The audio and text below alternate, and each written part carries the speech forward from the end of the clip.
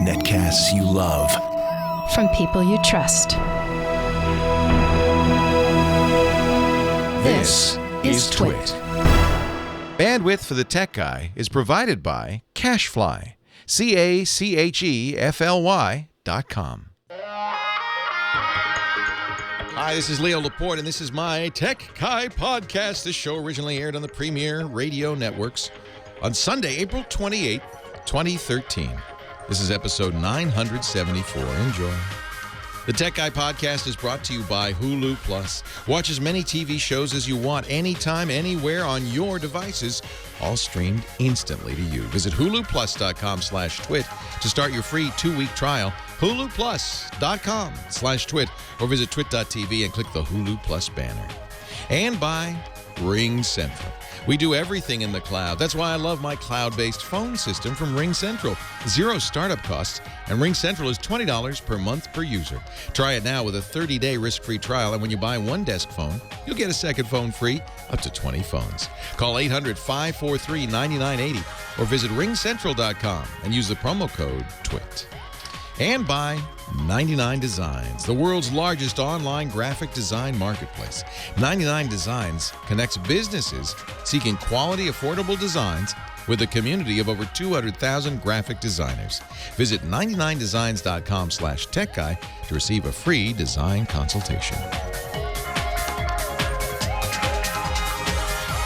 Well, hey, how are you today? Leo Laporte here, the Tech Guy, and it's time to talk tech. Computers and the internet, smartphones, digital photography. I think Chris Marquardt, our photo guy, joins us next hour. I think. He travels all the time. Sometimes he can't be here because he's out taking pictures in beautiful places. Oh, look who else is here. I hear a little giggle. We changed the way we do the show. Now, I have help. I have a Roz. Heather H. is here on the other side of the glass. She's going to be... That's her. Answering the phone. So when you call 8888 Ask Leo, you'll talk to Heather. It's nice because we have the call screening in-house now, which makes a big difference. So we got Nathan down in Sherman Oaks running the music, running the board. We got Heather up here in the chicken capital of the world. Heather, did you see any of the Butter and Eggs Day parade at all? Any of the festivities? I might have seen some of it driving out of town. But, as fast as you could. No. Oh, my gosh. I love it here so much. I love it, too. Originally, Are you? Oh, well, this is very... We were there's still a dairy area, but chickens were really big about 50 years ago, and so historically we have these Butter and Eggs Day parade every year this time, and it's so much fun. So we're all I'm wearing my bib overalls, my plaids, ready to take some calls in high tech. So 88, call Heather, 8888 Ask Leo, and we'll get you on the air here. And any home theater, that's also a good subject. Anything with a chip in it. The website is techguylabs.com. When you are listening, and I know you're driving around and busy, and you're probably thinking, I can't remember. I'm not going to... Give me a pen. No. Distracted driving bad. Website good. techguylabs.com. Go there. And everything you need. All the answers to all your questions await. techguylabs.com. Also, a link to our Fabu chat room, who have given Heather their seal of approval. You're H-Bomb in the chat room, I think. Yeah, H-Bomb. I won't bother her. She's busy. She's answering the phone. But if you're in the chat room, say hi to Heather. Welcome her to the program. I was all ready on the show today to get all angry.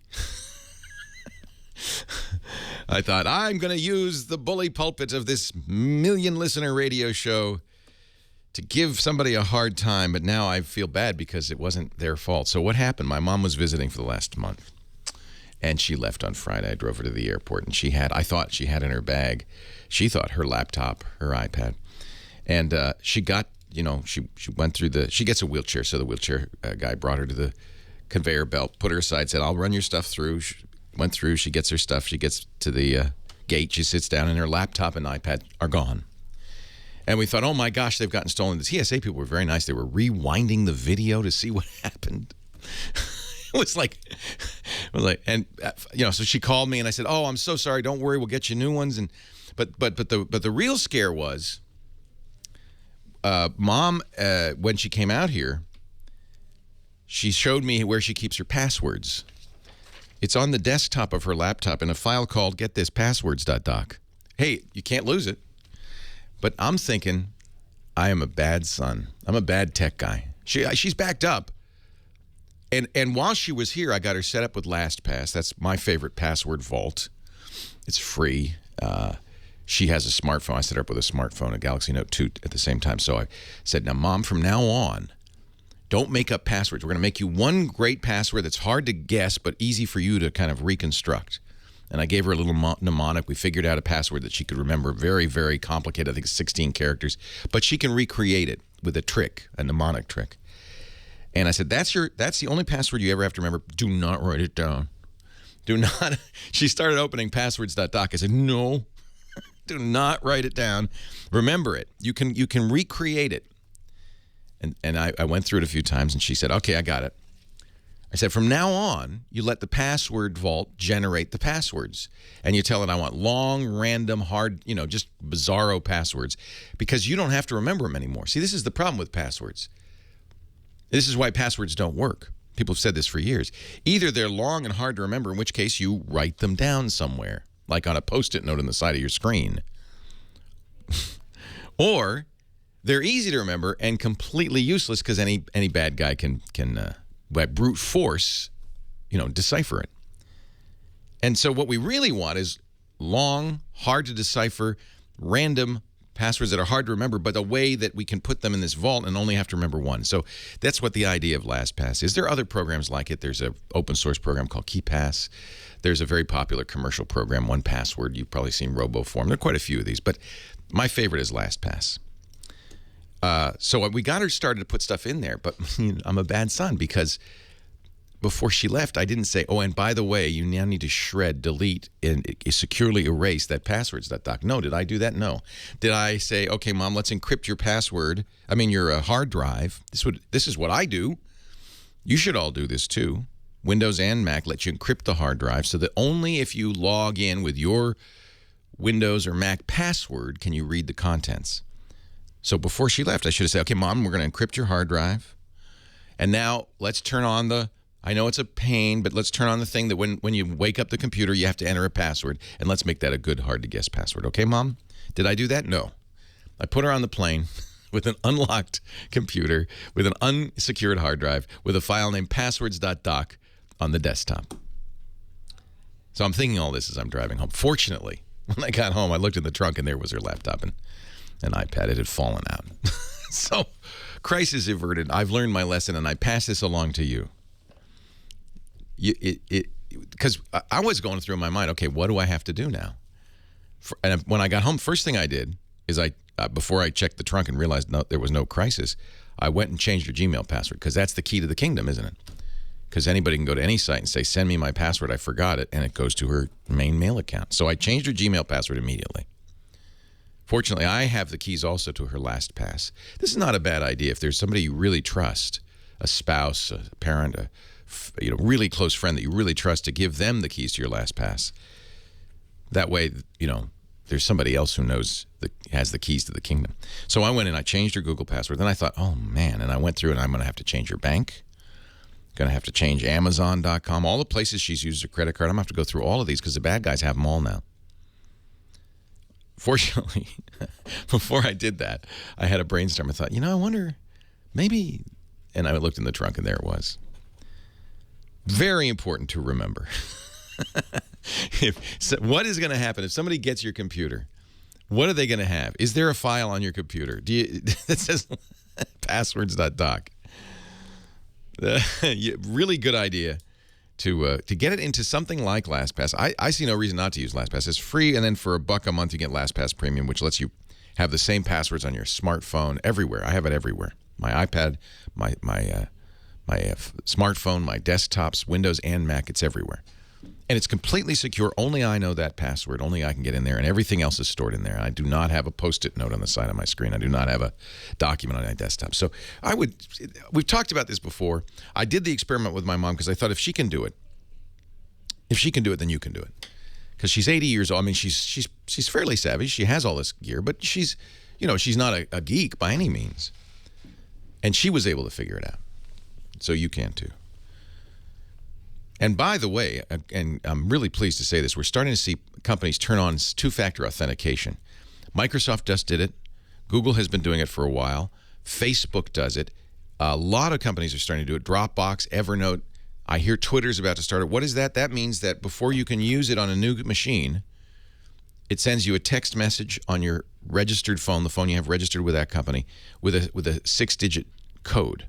And that without that, you cannot start using Evernote or Facebook or Twitter or Google or Microsoft on that machine. And that it's an inconvenience, but let me tell you, that by itself, it's another thing I should have done with Mom. That by itself makes a huge difference. And people are starting to use it. Two-factor authentication. Password plus the text message, or use an authenticator program like Google Authenticator. All right, let's go to the phones. Heather's got a lot of calls lined up. Leo Laporte, the tech guy.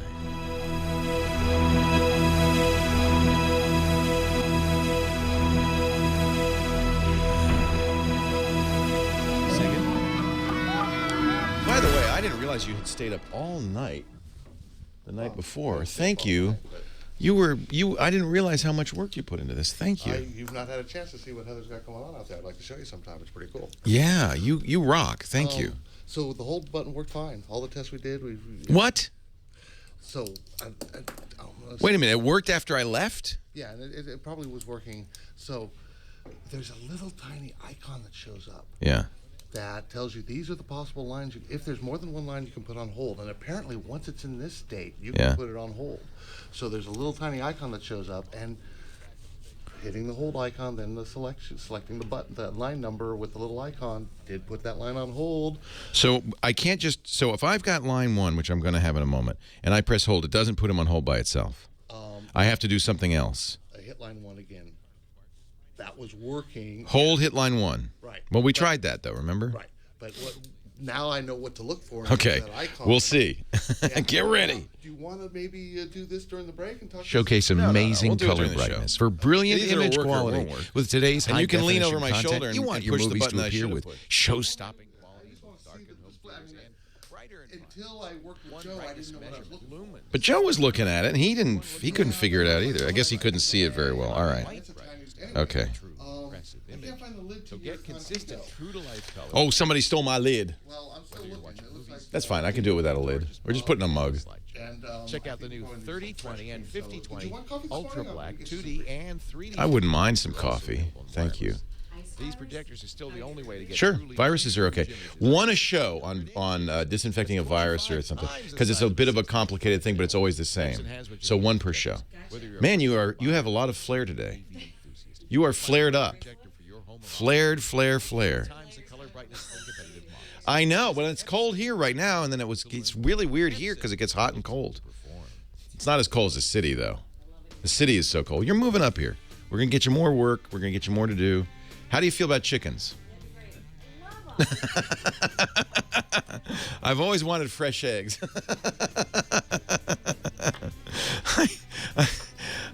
It's good to be the king, but I feel kind of guilty. So this is Antique Fair Day in Petaluma, as you probably realize, because you can't park anywhere, right? So I, as is my wont, leave for the radio show at 1 minute to 11.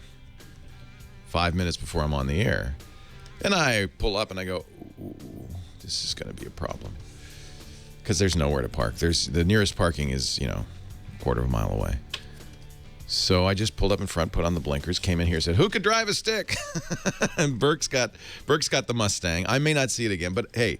And then I get here, and there's no cream. Well, John's going to go get cream. I just have people waiting on me hand and foot.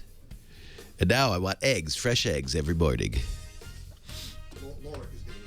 Thank you, Lorik. That's a good job for Lorik. I'm still puzzled by the missing top here.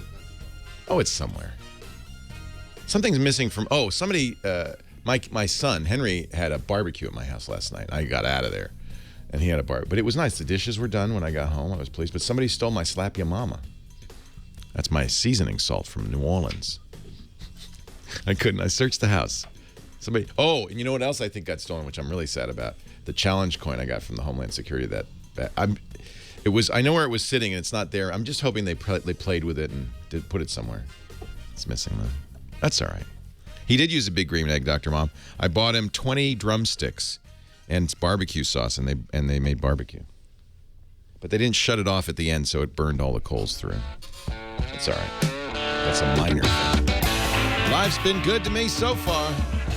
Leo Laporte, the tech guy. Nathan's getting the idea. Listening in on the conversations, playing apropos music. 8888. Ask Leo if you have a question, a comment, a suggestion. We'll go to line 1, our first call of the day. Let me see, brand new call screening apparatus.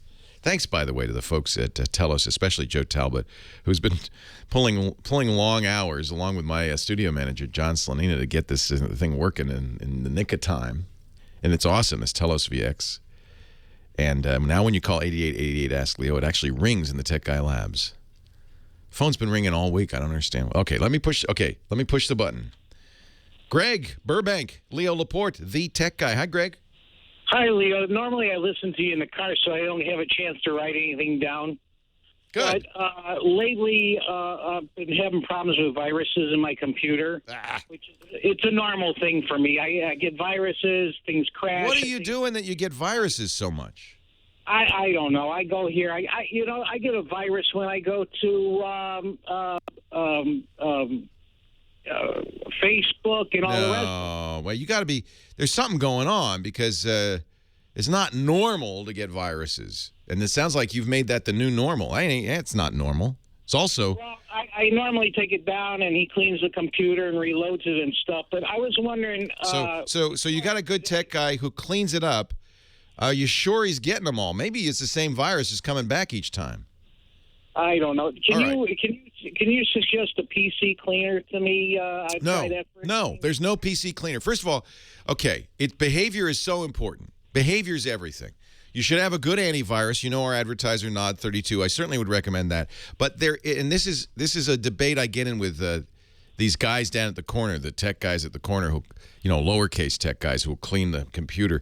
They think and they swear and they tell me in the chat room, they tell me on Facebook and everywhere else, oh, no, Leo, we could clean it up. We use malware bytes and we use, hijack this, and we could tell exactly what's going on in cleaning up. No, you can't. No. You cannot clean it up. And the reason is once your wall has been breached, once somebody's gotten into your computer, you don't know what they've done. And there's all sorts of things they can do that other programs can't find. So every security expert in the world will tell you this. They'll say if you get an infection, the only sure way to get rid of it, and I think it's related to why you keep getting viruses, the only sure way to get it is to, and I hope your tech guy's doing this, erase the hard drive completely and thoroughly and reinstall Windows from a known good source. That is not from a backup, because that could be a backup of the viruses, but from Windows install disk or a recovery disk made by your manufacturer. Is he doing that, do you think, Greg? Yeah, every time I go in there, he cleans the computer. Well, when he says cleans, is he running a program to clean it, or is he erasing it? He clears the hard drive and reloads Windows again. Good. Okay, you got a good tech guy. I like that guy. Because people don't want to do that because it's a pain in the butt. Well, he charges me $55 too, and it's like, they're really good to me over there. That's a great deal, frankly. Given it's probably more than an hour to do what he's doing. Can I give him a plug? Yeah. Okay, it's oh God, my mind just went blank. He's listening right now, going, Greg, give me the plug. Give me the plug, Greg. Give me the plug. Priceless Computer in San Gabriel. I love it. So that's a guy who knows what he's doing, because really a lot of these guys will run a program. The most commonly recommended program is Malwarebytes, BYTES. And you can go to malwarebytes.org, and you certainly can download it and check it out. But the mistake people often make is to assume that they've run that, and it says we got everything, and you don't. And the reason is there's all sorts of tricks these bad guys can play to keep, to hide out. For one thing, often, almost always, what they do is they attach the virus to a system file, a critical system file. And by doing that, they've confounded the removal tool You'll notice now, it used to be in the old days, you'd have your antivirus, you'd run it, it'd say, oh, I've quarantined the virus, you're safe. But now, right. but the virus authors realize that.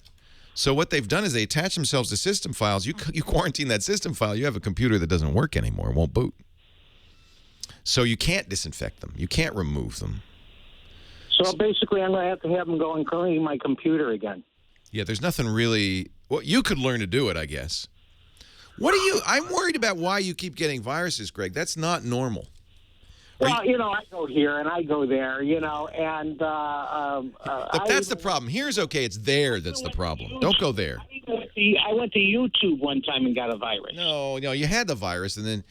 Okay, now this is what happens, and maybe this is what's going on. Oh, now that's interesting. You said two words that made me interested, Facebook and YouTube. So sometimes I'll get a message on my Facebook.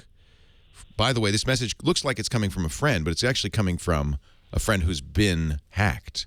And the message says, oh, you ought to see this video.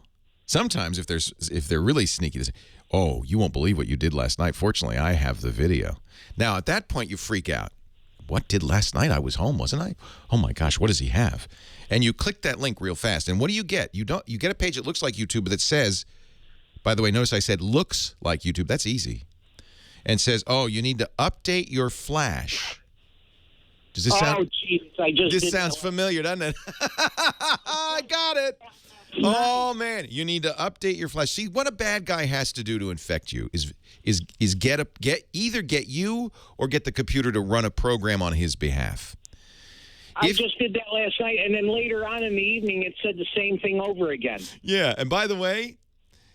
You're probably on your Facebook page sending out messages to other people now saying, hey, you got to see what you did last night because you got hacked. Monday I need to take this thing. Take it in, and I'm going to give a free plug to an advertiser. Get Nod32 antivirus from ESET. You could try it free for a month, ESET.com. How do you spell it? It's ESET.com/Leo. This is a free ad because they didn't pay for this position. But that's good. And then they also have, if you follow them on Facebook, like ESET USA on Facebook, they have a social media scanner. And what that does is it looks for those phony links in your news feed. Okay. So your guy sounds like he knows what he's doing. If a tech guy says, yeah, I ran malware bytes and everything's fine, that's not good. But if he erases the drive, formats it thoroughly, and reinstalls Windows from a known good source, he can back up your data ahead of time. In fact, he needs to, right, because you got stuff on there, and then restore it. That's good. Another thing I'll give you a couple of other things. I told Heather, I said, one of these a show. And it's important to do them, but I don't want to do it every 5 minutes. And the truth is people are getting infected all the time, as you can see. Microsoft updates every month. And this is, by the way, remember I said a bad guy has to run a program on your system. Either he tricks you into doing it, which we just described, or he takes advantage of a hole in your operating system or some other software in your computer that allows him to run a program without asking you. If Windows is properly set up, it has to ask you, right? It says, is it okay to run this? But bad guys are banging on Windows all the time looking for what they call exploits, holes in Windows that they could take advantage of. If they find one of those, then when you go to a website, it'll just run. You don't even know it's infecting you. So update Windows every time. And there are other programs you should update. Java, Flash, they got to be updated. Leo Laporte, the tech guy. I did. It didn't work. I did this. I touched his line. I did this. It didn't work. Watch me next time. I could not shut him up. I mean, I can. The truth is I have a way of holding, which is just turning off the mic, the pot. Well, I'm glad it worked the other day. Last night, I'm sure I'm doing something wrong. I just don't know. So be here while I do it, and look over my shoulder. Thank you. How far did you have to go? Huh? 7-Eleven. Got it. Can I buy your coffee? He's got a nice 7-Eleven coffee in his hand. Thank you, Burke. I love you. Thank you so much. Joe, Mr. Talbot. Talbot, are you watching, Joester? But I didn't have it on camera when I did it. Yeah, it's too tiny. I should do a video comp mic of my standard Android install. That's a good idea. The main thing I do on I end up doing it on every phone, and I certainly did it on the HTC One, is replace their launcher, which in this case is HTC's Sense, with another launcher. And I've tried a lot of launchers. My favorite launcher, though, is my current favorite is called Nova. So the truth is, it's not fancy. It makes it look like Android 4.2. But that's kind of what I want. One nice thing about Nova is I can make the grid. I can give more icons on the page. So this is a 7x5 or 7x6 icon grid, which is much tighter than normal because I want more stuff on the front page. I also turn off labels because I know what I've got on here. And then it also will allow you to have multiple docks if you want. Thank you. You are wonderful. This is a widget, and I used to use beautiful widgets. I now use a new widget program called, I think it's called HD Widgets. That gives me a flat, because I'm now kind of a fan of the HD Widgets. I'm a fan of the flat. The new thing is flat. No more rounded corners, no more gradients. So this is an HD widget, and then I turn on. These are actually two HD widgets, so I have some controls here. Flight mode, I could see charging, how much battery's left. There's a do not disturb, which I love. I can just, in fact, I usually do that during the show. I click it and set a time. Don't bother me for 5 hours. Don't ring. Don't make any noises. That's really handy. I can also turn it to silent. I can lock the screen tilt because I don't like the screen rotation, or unlock it. It's off right now. Then the second line is Wi-Fi, on or off, Bluetooth, GPS, data, and auto sync. This is for control, because I've had battery life issues with this. This is kind of controlling the battery life. This line is my social media path: Facebook, Google+, Twitter. I use Carbon, which is a great Twitter app. Instagram and Foursquare. Those are all the native apps except for Carbon. Here's email, and I use two emails. I use Gmail, but then I have the second mail pointing to a special account where only people that I indicate go into that account. So anything that comes into this mail, this second mail account, it's the same email address, but it's filtered. Those are VIPs. These are the two romance applications. Lisa and I use both of these. One's called Couple, one's called Avocado. Gallery, that's the pictures. My chess games. My, you want to know about the romance? Is that what you're in? You just leaned forward. She wants to know all about romance. Tapped Out, which I can't stop playing, and I don't recommend anybody start. That's the Simpsons game. Then down here, this is another folder. And this is one of the things I like about Nova. It lets me do these folders. So this folder is controls. So there's a control for my Denon, my Onkyo, my Roku, my Sonos, my Hue lights, and the TV. This has a TV remote built into the, very nice smart remote built into the HTC One. Maps, Wave, Google Play, and these two apps are Evernote apps called Hello and Food. That's the front page, ladies and gentlemen. Hey, our show today brought to you by my good buddies at Hulu and Hulu Plus. I want you to check this out. If you love TV, but you'd like to get a little more convenient, how about watching as many TV shows as you want every month, anytime, anywhere, on practically any device? If I list the devices that Hulu Plus works on, it's a great list. It's Blu-ray players, many smart televisions, gaming consoles like the PS3 and the Xbox 360. The Apple TV's got a beautiful Hulu Plus implementation. So does the Roku. I've got Hulu Plus on my Android phone, on my iPhone, on my tablet.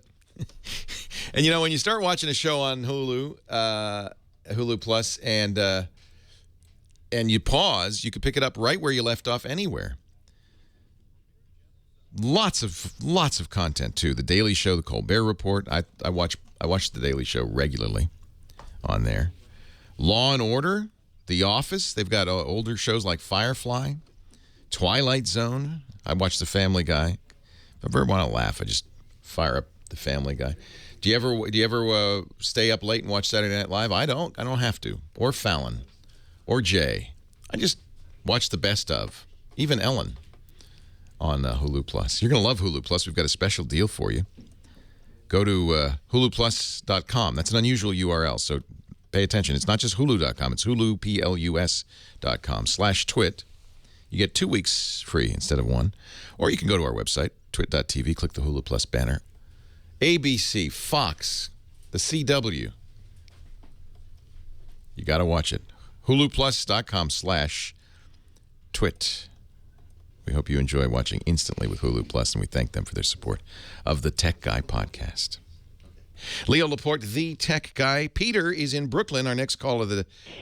no, I'm sorry. Yeah, Peter in Brooklyn. Hi, Peter. Leo Laporte, the Tech Guy. Hi, Leo. How are you? I am well. Good.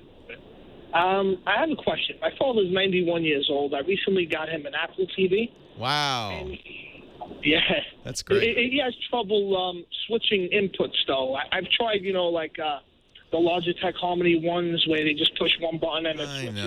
I know. Everybody in my life hates me because whenever I have a television, I can watch it, but no one else can. Right? Because I have 4 remotes. I have an AV receiver, so you have to switch inputs. Whatever happened to Channel 3, they say. Everything used to be on Channel 3. You tried the Harmony one, which is a good solution. So the problem is he has cable and the Apple TV, and if he wants to watch Netflix, he has to switch from HDMI 1 to HDMI 2. Correct. And that's what I was trying to see if there's something... maybe I don't know about that's simple and he just pushes, maybe even if it's a big, I was thinking one of those big remotes that they sell at, with the big buttons. Walgreens. Yeah, and the Harmony one, I mean, boy, that is the smartest remote made. And if you couldn't get that to work for you, I don't know. But, they make, Radio Shack sells a big button remote, really big buttons that's programmable. The thing about the Harmony one is you can have a little thing on the screen that says, it's time to watch Dr. Phil. And you press the button and it does all the settings. Turns on the TV, turns on the cable box, switches it to the right channel, switches the HDMI input to channel 1 and all that. Unfortunately, I have a Harmony one too. I was never really able to get it work reliably. So, there is, I bought once from Geffen and never worked, but I would imagine, and maybe the chat room could tell me one that does work. There are HDMI routers that are supposed to be automatic. So that you put the HDMI router, you plug in all your different sources and then plug that into one port on the TV. And the router is supposed to see when there's a signal and automatically switch over to that. That's kind of what you want, right? So then he doesn't have to worry. Yes. He just leaves it on all the time. Now, the one I had from Geffen, and Geffen, Geffen, is a good company, never worked. Dr. Mom is agreeing with me. She said, I tried it, gave it up. Too many handshake issues. She's saying that in the chat room. Monoprice has them. I think they might have gotten better. And so that's what I would take a look at. I wouldn't spend a lot of money, but monoprice.com, MONOPRICE.com. Look for an HDMI switch with auto switch capability. Even if it was something where he could push the button, let's say the cable box was on like an HDMI box, like you're saying, and he could just go over and push, let's say I tell him 2 for Apple TV, where he could just push it. That's what they do. They have a physical switch. So he's having trouble figuring it out on the remote that you have to touch input and then scroll down and select input 2 and all of that. Right. Yeah. So well, this would be a physical button. Yeah, this would be maybe easier. Perfect. Thank you very much. Oh, I thank you so much, Peter. It. Now come here, John. I want to see how I can do this because John's helping me put callers on hold, and I don't know how to do this. So Peter is on line 3. I press the hold button. You're still on line 3, aren't you, Peter? Yes, he is. Okay. Okay. So So now Paul is. Never mind. Thank you, Peter. I appreciate it. Now I press drop, and he's gone. So it's not me. It's you, or not you, but it's this, or what? Okay. So you have this happen, right, with computers where it's breaking, it's not working, something's wrong. You bring it to the guy who works perfectly. So that's what was happening yesterday. So I'm saying, John, I can't put anybody on hold. He said, and so after the show, he tries. He said, it works fine. I said, no, John, is it me? Is it something I'm doing? Yeah, because it worked fine after the show. So I just had him say, John, you see that? Yeah, that's what you want. You want to take the computer guy home with you and then say, now watch, and it'll do it. Everybody does this to me, too. It's so funny. And I don't know. Maybe I'm the computer whisperer. I don't know. but something will not be working. I'll walk in. They say, you know, the screen's blue. I don't. And I say, well, let me just see. Do what you do, and it works. I can just wave my hands over it. Kapil in Lake Forest. Hi, Kapil. Leo Laporte, the tech guy. Hey, Leo. It's Kapil again from YouTube. Hey! What's your YouTube channel again? It's KRS channel. It's now the most subscribed astrology channel on YouTube. Wow. You're the #1 astrologist on YouTube. Yes. Wow. KRS channel? Yeah, KRS channel. And it's not Western astrology, as I remember, right? No, it's Vedic astrology, which is the very ancient the first kind of astrology in the world. Very cool. So I have a very unique question for you. It has nothing to do with the YouTube, but I bought a Blu-ray player and a flat screen TV, a Panasonic, about a month ago. Yeah. And when I watch movies on it, they kind of look like a home video instead of that 24 frames per second look. And I just cannot get to look like a movie because otherwise I'm losing my interest in watching this 30 frames per second look. How do I change that, or am I able to change that? So what's the source again? It's a Blu-ray player. So it should be, that's an HD player, and then you're playing it to your TV, right? Yeah. Oh, okay. So when, it doesn't look, it's not that you're saying it looks. It looks like a home video. Home video. Oh, okay. I get what you see. There's two different things. It could be you're saying, oh, it's really bad quality, it's jumpy, and it's no. What you're saying is it looks like a soap opera. Yeah, exactly. Yeah. Okay. It doesn't have the movie feel. Yeah, I know it. And you hit the nail on the head when you said it's the frames per second.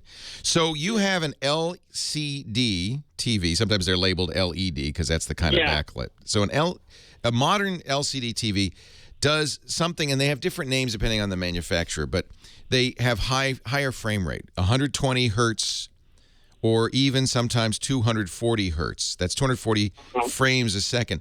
What you're getting from the Blu-ray is 30 frames, period.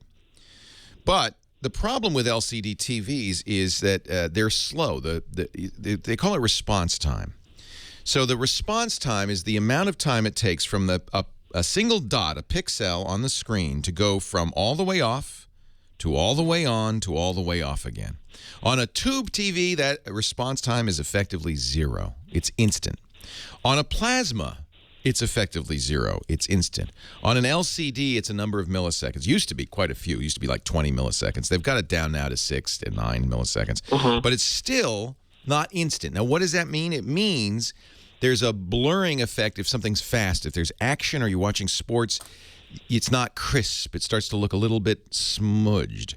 So what these manufacturers have done to respond to that is to interpolate, to add extra frames. And instead of having 30 frames, they'll bump it up. It's actually 60 fields. That's probably a better way to talk about it. So instead of having 60 fields, which is 30 frames a second, they bump it up to 120 fields or 240. And the problem is there's no extra information. So they're just interpolating frames in between. And that gives it a very plasticky, some people describe it as plasticky, hyper-real. Some people describe it soap opera effect. Yeah. So is there a way to get around that and have you actually enjoy the movie? Yeah. Go into your TV set and turn off. Now, it's got different names. That's the problem. So I can't tell you what it is. What's the brand of the TV? It's Panasonic. I can't remember what they call them. What does Panasonic, maybe the chat room will know. What does Panasonic call its interpolation? Everybody has a different brand name for it, live action view or something. But you want to turn that off. Okay. Panasonic's call it the smooth motioner. So disable your smooth. It's actually the TV that I'm using. It's the TV doing it. Disable smooth motion in your Panasonic, and all will be well. Leo Laporte, the tech guy.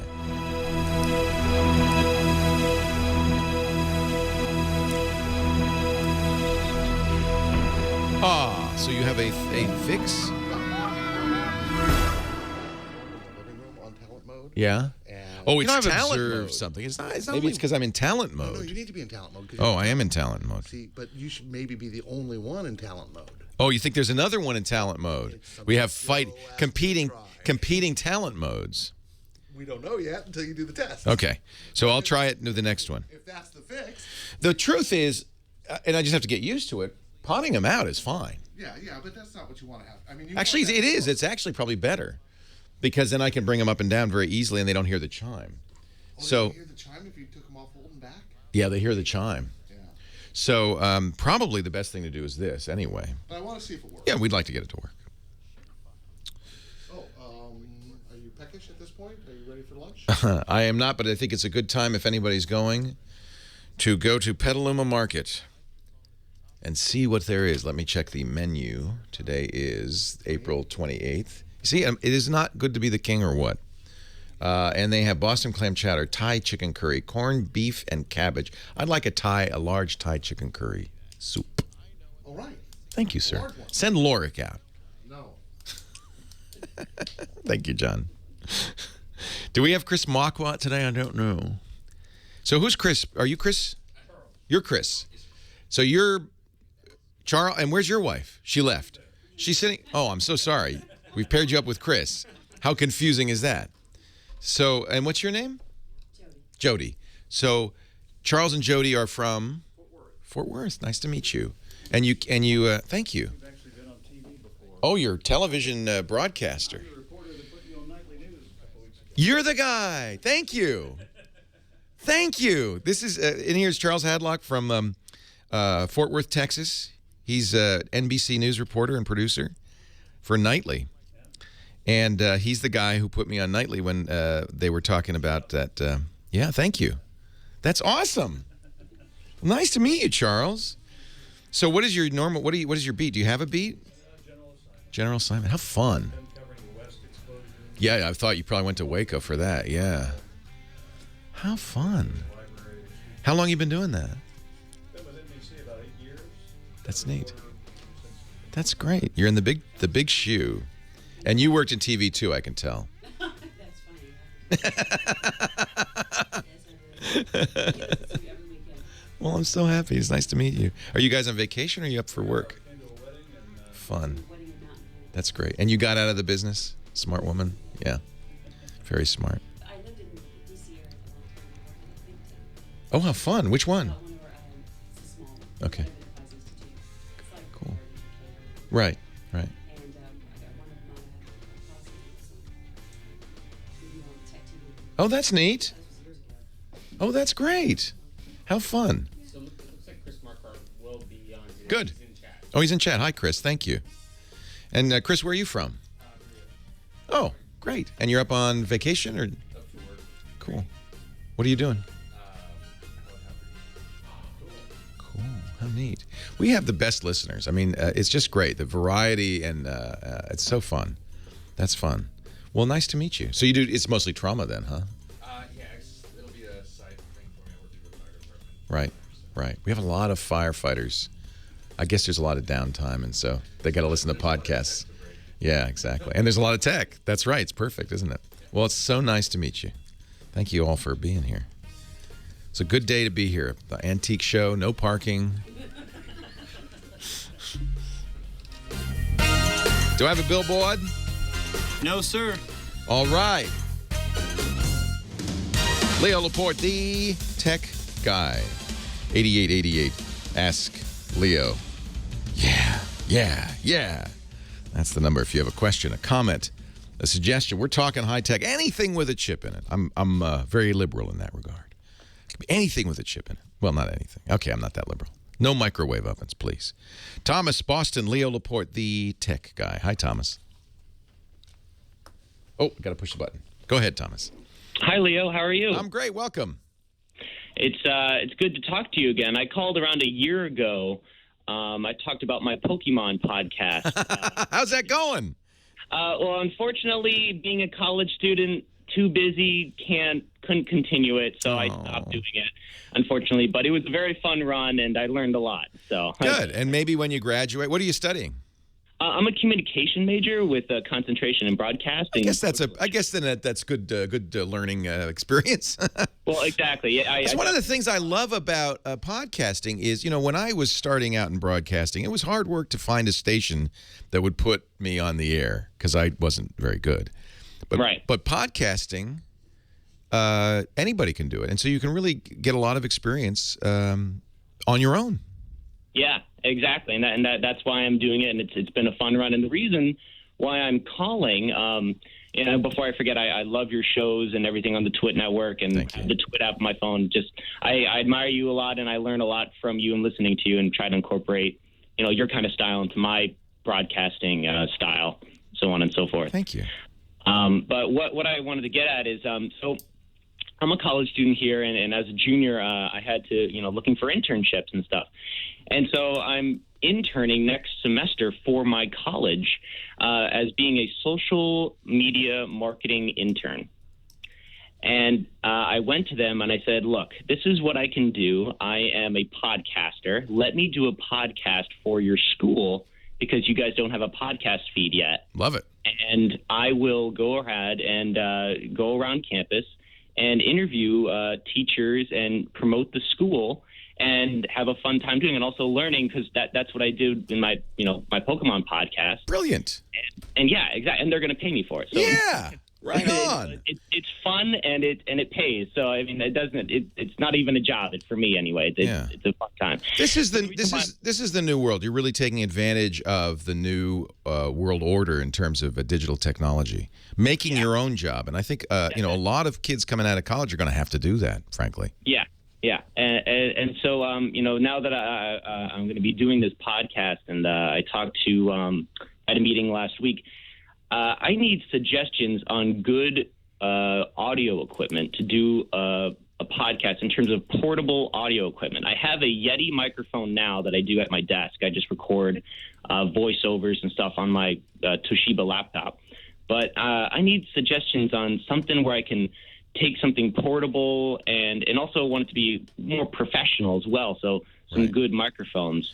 Well, the Yeti is nice because it's what we call a Bluetooth microphone. We call it. I mean, not Bluetooth, USB microphone. Yeah. And so what that means is you have a fairly high quality professional grade microphone, but most professional grade microphones you can't just plug into a computer. You have to have an interface. This comes with the interface built in, so you plug it in via USB. And so all you would need for a portable rig with this is the Yeti and a laptop. Do you want to do it live or do you want to record?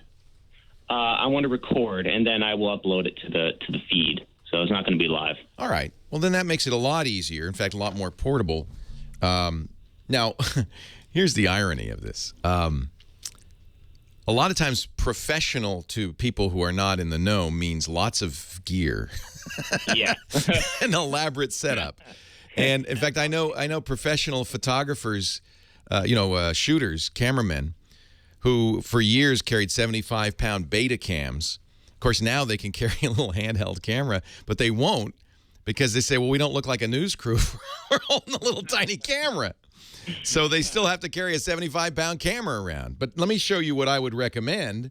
And I don't know how professional it looks. Somebody in the know will say it's professional. This is from a company called Zoom. It's their handy recorder. This is the H4n. Now, it is professional gear, and I'll show you why. It's about the size of a glasses case. Okay. It has on it 2 connectors for real microphones. Remember I was saying you need a USB microphone for a computer? Well, this will use, say, a Shure SM58 or even a better microphone and plug right in. It has phantom power and everything, so it'll plug right into this. It also has on the top, if you don't want to carry microphones around, 2 highly directional microphones. So you could, in fact, a lot of people, radio reporters in the field will use this to record audio in the field. It does a wonderful job. Records onto SD cards. Battery powered, very portable, very lightweight, and now you're really equipped to do audio. Now, do you want to do video as well? No, just audio. The reason I have this is because this is kind of the ideal recorder for going out and doing podcasts, recording audio in the field. A lot of radio people are using this now. It's digital. It's high quality. It also, because it has 2 mics built in, you can do a total of 4 microphones. So if you could do a little roundtable podcast with this thing with 4 hosts, and it would work great. If I wanted to, I could get, say if I wanted to get a mix board, I could take a mix board, plug that into that. No, you don't. No, you don't need a mix board with this. You can mix each channel independently. It is in fact a mixer. Oh, you don't need anything. Perfect. The chat room says it looks a little bit like a Star Trek scanner, kind of does, maybe like a taser. like a Spock has. Yeah, it's like a Spock device. These are great, and they're a couple $100. They're not very expensive, and everything you need is on here, including you record right to an SD card, so you pop that card out after you leave the field. And by the way, a cheap 8 gigabyte card will record hours and hours and hours of audio. Pop that into your computer, and you're in great shape. I mean, this is boy, I wish I'd had this through most of my career, because this is a revelation. Fantastic, Leo. Thank you so much. This is exactly what I needed, and I will definitely look into this. Can I ask you one more question? Sure, Thomas. Go ahead. I am I'm legally blind as well, and I'm over the summertime saving, going back to my summer job and saving money. I wanted to either get an iPad, Surface RT, and I'm probably leaning more towards the Surface RT because I'm so invested in Microsoft products. I use SkyDrive to record all my lectures for classes, and I upload it to that. Do you have Thomas? Do you have any vision at all, or are you completely blind? I have some vision. Low vision. Vision. Okay. I have no center vision, so I have something called cone rod dystrophy. And the reason why I ask is the Surface RT good for accessibility? It's not as good as the iPad. The iPad's remarkable for accessibility. If you play with the accessibility features of the iPad, it's got everything. VoiceOver, so it reads to you. It's totally usable. Apple has done a superb job with both the iPhone and the iPad for accessibility. Windows, the Surface is the RT, of course, is an unusual form of Windows 8, but it has the features that I believe it has the features Windows 8 has, narrator and zoom and all of that. But I don't think the accessibility is nearly as good. Of course, there's more functionality in a Windows device, as you say. There is a SkyDrive app for iOS, so you can continue to use Sky. Oh, yeah. Oh, good, because that's really the primary I wanted to access my SkyDrive. Yeah, no, you can use SkyDrive on it. It doesn't have Office yet. In fact, there's some concern that it might not have Office till 2014. Yeah, and I wanted to use this in the classroom to take all my notes, for using OneNote primarily to take all my notes. So. Yeah, I love OneNote. There isn't a OneNote, but there are very similar note-taking programs to OneNote. I use Evernote because it works on everything. Right. Yeah. And it works fine. All right. Surface RT is a perfectly good choice but when you get to accessibility, I think it's a little bit less. Yeah, and that's what hangs me over. I'll have to think about it still. And all right, Thomas. Anyway, hey, good job. I'm impressed by your ingenuity, your ambition. That's great. You're going to go places. There is OneNote for the iPad. I forgot. Oh. Yeah. Oh. What am I saying? Thank you, chat room. That's the one. Yeah, chat room knows. They don't have the rest of Office, but they do have OneNote, which is nice. Ooh, then maybe that solves all my problems then. All your problems are solved, Thomas. Go forth and become rich and famous. Leo, or whatever it is you're looking for. Leo Laporte, the tech guy. Isn't that cool? I think that it is unfortunate. I think about my kids going into college. My son's going to Colorado University at Boulder in the fall. My daughter in college also. And coming out of school these days, I don't know what you do. You have to be. It would not hurt to have the ability to make your own job, wouldn't it? It'd be good. And getting those kind of skills would be incredible. iPhone 7734 tells me if you get this Zoom H4n, this handy recorder, and you add to it a little extra hardware, you've got a full DAW, the SM7B DAW, the Blue Encore 200. That's nice. Leo Laporte, the tech guy.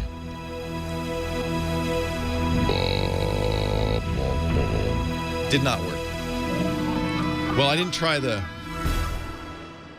touch number thing. Well, you would have seen an icon pop up. When your entire team can get together, it's amazing what can get accomplished. I don't mind. Projects that take weeks, decisions take days. I can live with it.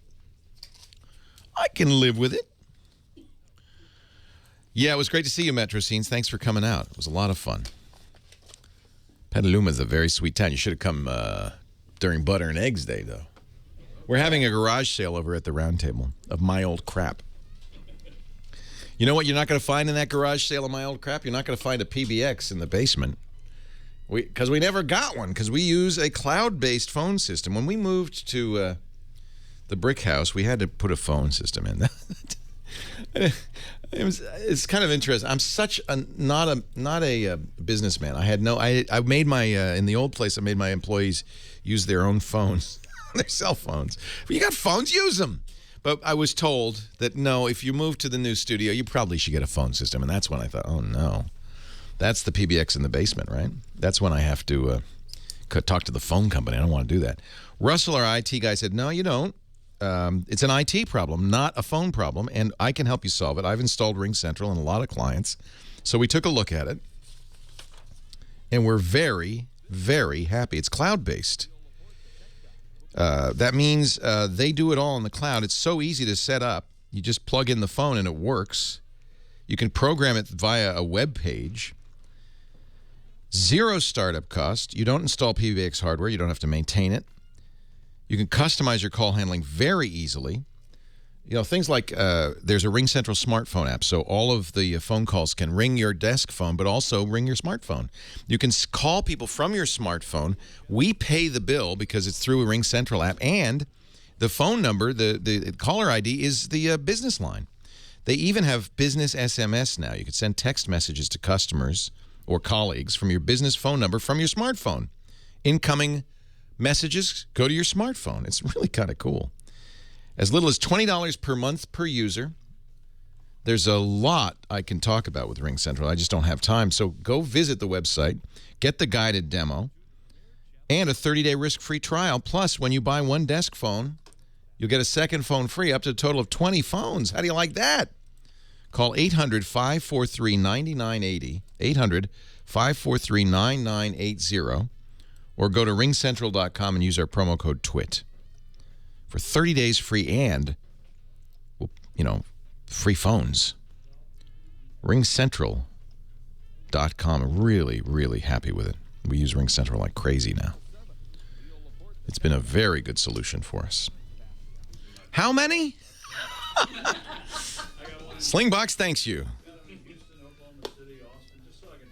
Yeah, see the local shows. That's an interesting use. I never thought of that. That's great. The 500. I didn't know the old ones did. Oh, that's interesting. You have to use the IR blaster. Yeah, it changes their channel. Yeah. So, so that's interesting. So you were using not even a 300. You were using... Yeah, they don't make that anymore. Yeah. That's so there are newer or other companies now doing that. Maybe they have tuners. Can't remember the names. But there's some other companies doing that sling stuff. That's interesting. I didn't even know they had tuners in those days.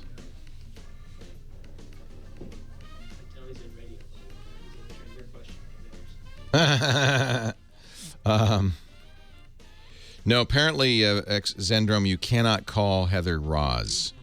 She doesn't like that. Do not call me Roz. I never called her Roz. I only used that as an example of how it was. How, you know, you've seen it on TV. I don't know. I'll have to think about that. I don't know, Charles.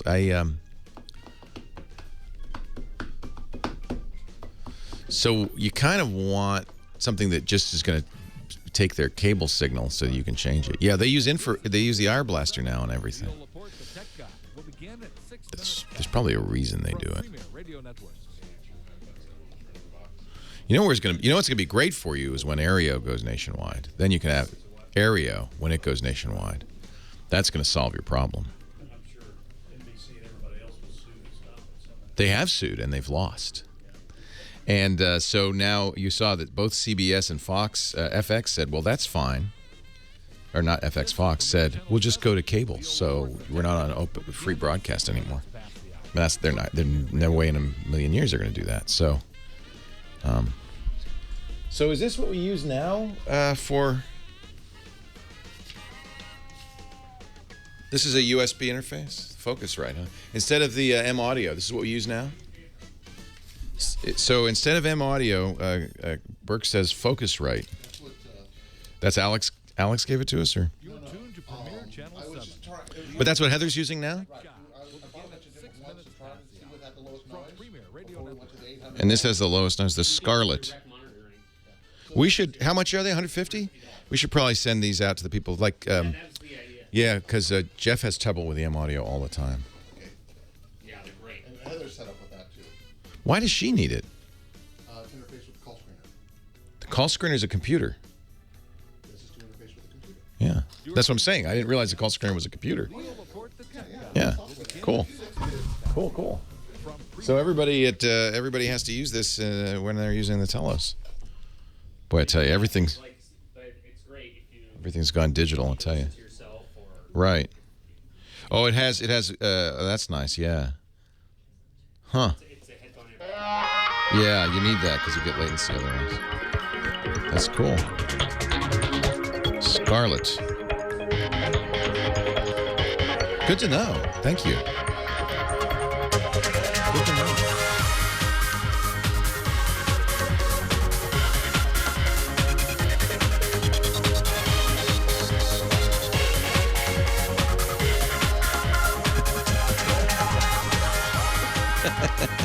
Well, hey, how are you today? Leo Laporte, the tech guy. Time to talk about technology, computers, the internet, cell phones, home theater, digital photography, all that jazz. Our digital photographer, Chris Marquardt, joins us at 33 1/3 past the hour. He'll be talking about photographic myths. We have an assignment for you and more. Our website is techguylabs.com. If you hear something on the show and you want to know more, that's the place to go. I tell you what we do, and this is always free. I know there are other people who will charge you for access to their website. I never understood that. No, it's the web. It's free. You go there, and you will be able to see each show by date. You can also sort by topic. You can also listen to the show or watch the show. We post video a couple of days after the show on the website, so you can watch it. And you can even go to individual questions, and they'll queue up the video right to that question. So you say, hey, what was that question about the HP printer? Jump to that. You'll see the video there. You can see or listen to the question, my answer. Read the summary of my answer. We start, James DeRufo writes it down as I talk, and then Josh Windish here in my office enhances. And then, and this is the part I'm most excited about, you get to comment. And I hope you will. You add your 2 cents, because that's when it gets really valuable. You know, Leo was halfway there, but what you really should do, something like that. Or you could even say Leo was full of it. That's fine, too. TechGuyLabs.com.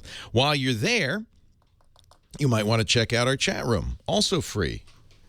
Everything's free. It's all paid for by our fine sponsors. So chat room is a great place to go to kind of make friends, to talk.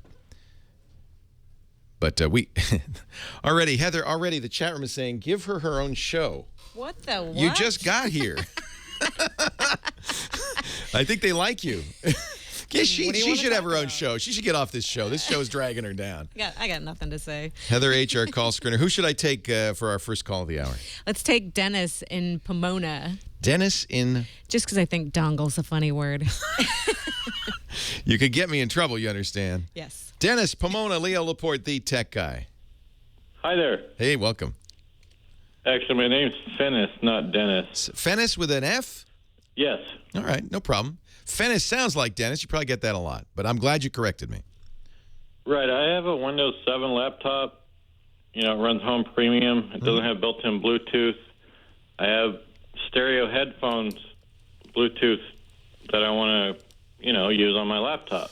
They work fine with my smartphone. I got an LG Lucid. Right. But I've tried a couple dongles that I bought off eBay, and Windows C's. You get a cheap dongle, you get what you pay for. That's all I can say.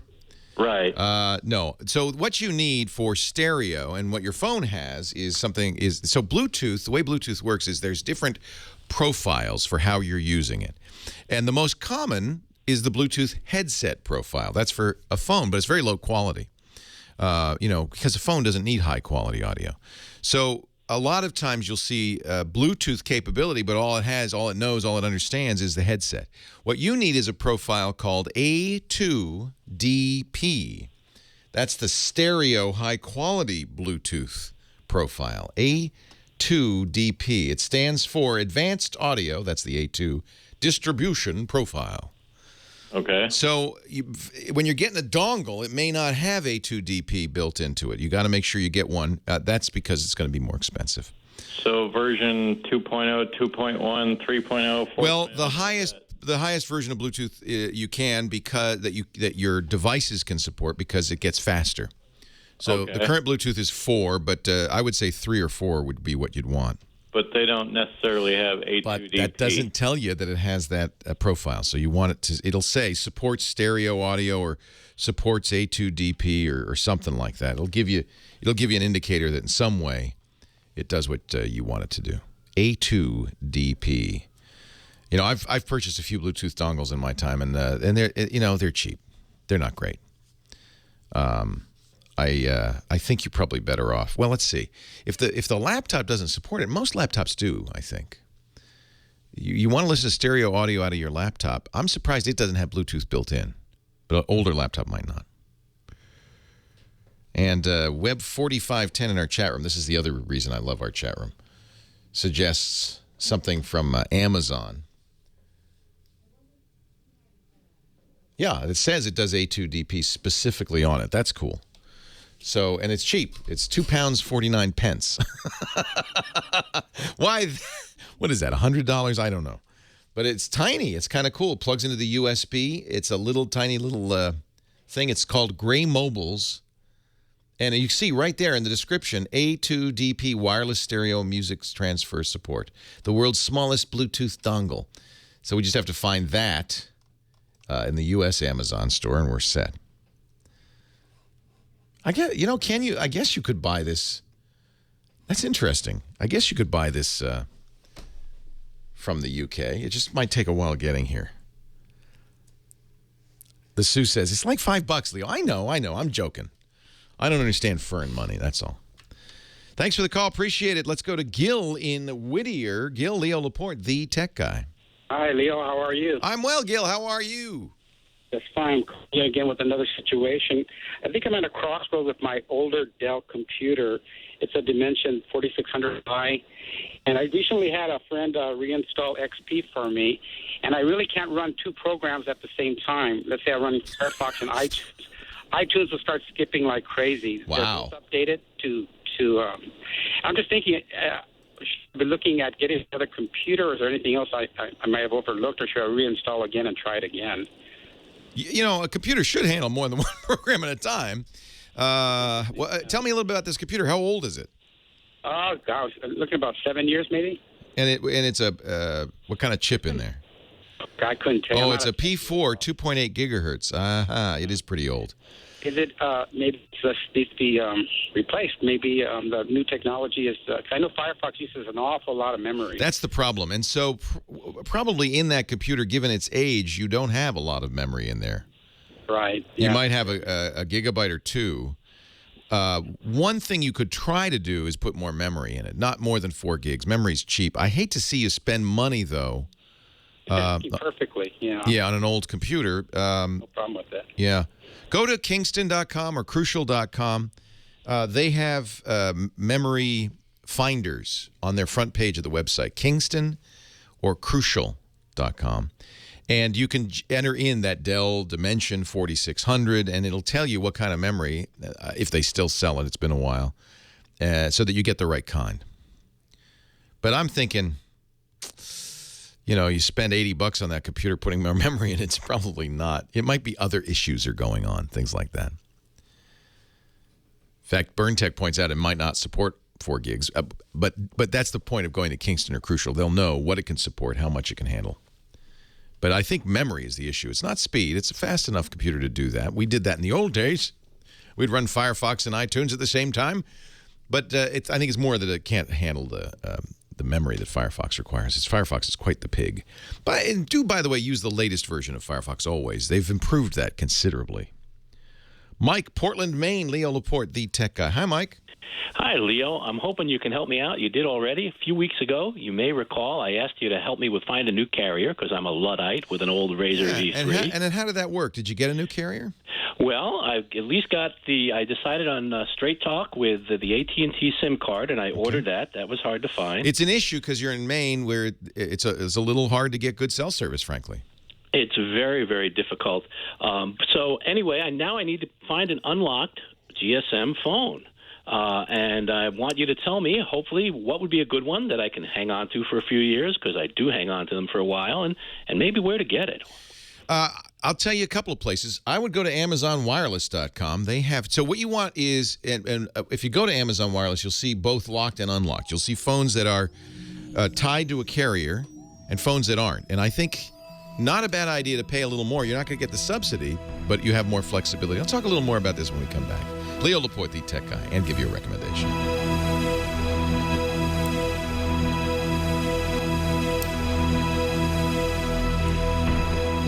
Heather Gone Geekness. Boy, they really love the Heather. Oh, there's Chris Marquardt getting ready.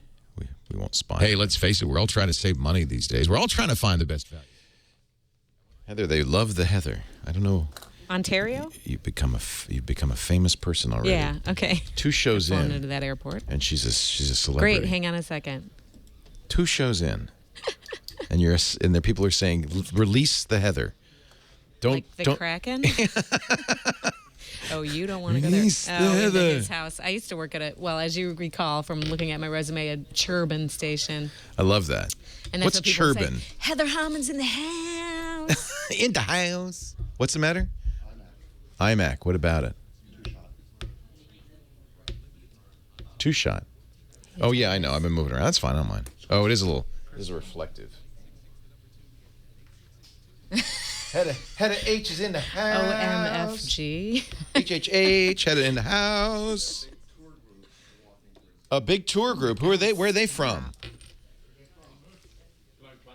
What? Oh, yeah! They're drunk and they stop to ask for directions. Yeah, I remember you guys. Yeah, I didn't know you'd come so early because I can't talk to you on the air. Well, I guess I kind of could. How could I talk to them on the air? Hey, John?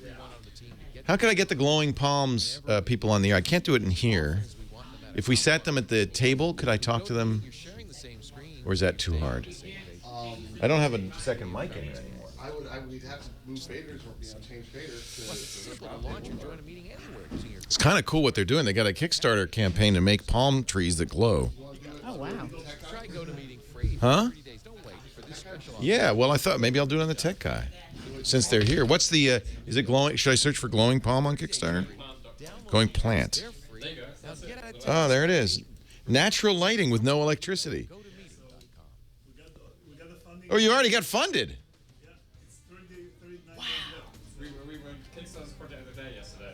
That does it, doesn't it? Tech guy, please hold. You don't need the tech guy to help you now. You got the Kickstarter guys.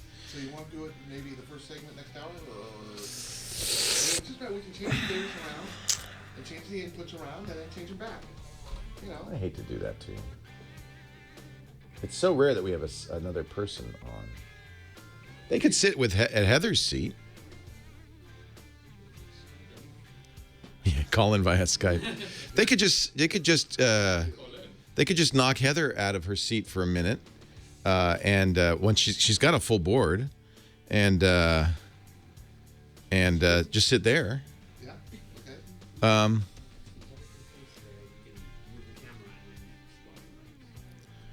She could but they could use her mic. She doesn't have to move.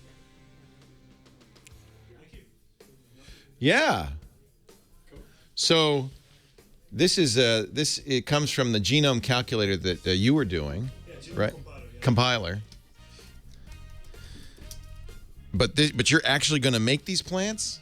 Oh yeah. So you'll be able to sell them? Here is plant biologist from Kansas and Stanford.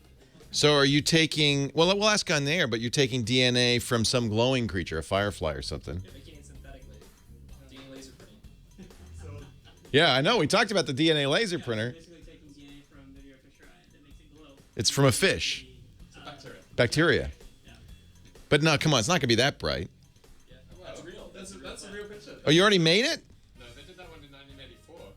But they only made one and they didn't give it away. That's what I like, a clean bench.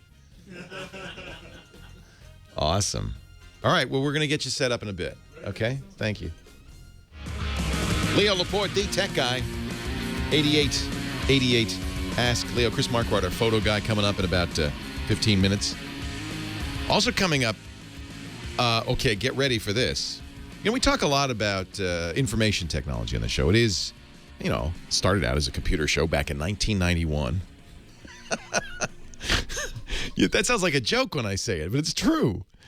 Back in 1991, I started talking about computers. Then they added the internet. That internet thing kind of became hot. And then smartphones, home theater, digital photography, all that came after 1991. Boy, it's hard to believe. Well, but so I'm interested in technology of all kinds, but doesn't, you know, and I always say it has a chip in it, but you know, there's other kinds of technology. There's biotech. And we are about to enter a biotech revolution in the same way I think that the information revolution changed our lives in the last 30 years. In the next few decades, the biotech revolution is going to change our lives. And in a few minutes, we're going to talk to a couple of guys who are about to make plants that glow that you could buy down at Walmart so you don't have to put lights in your house. And they can do it. What? Well, we'll find out. What? That doesn't sound possible.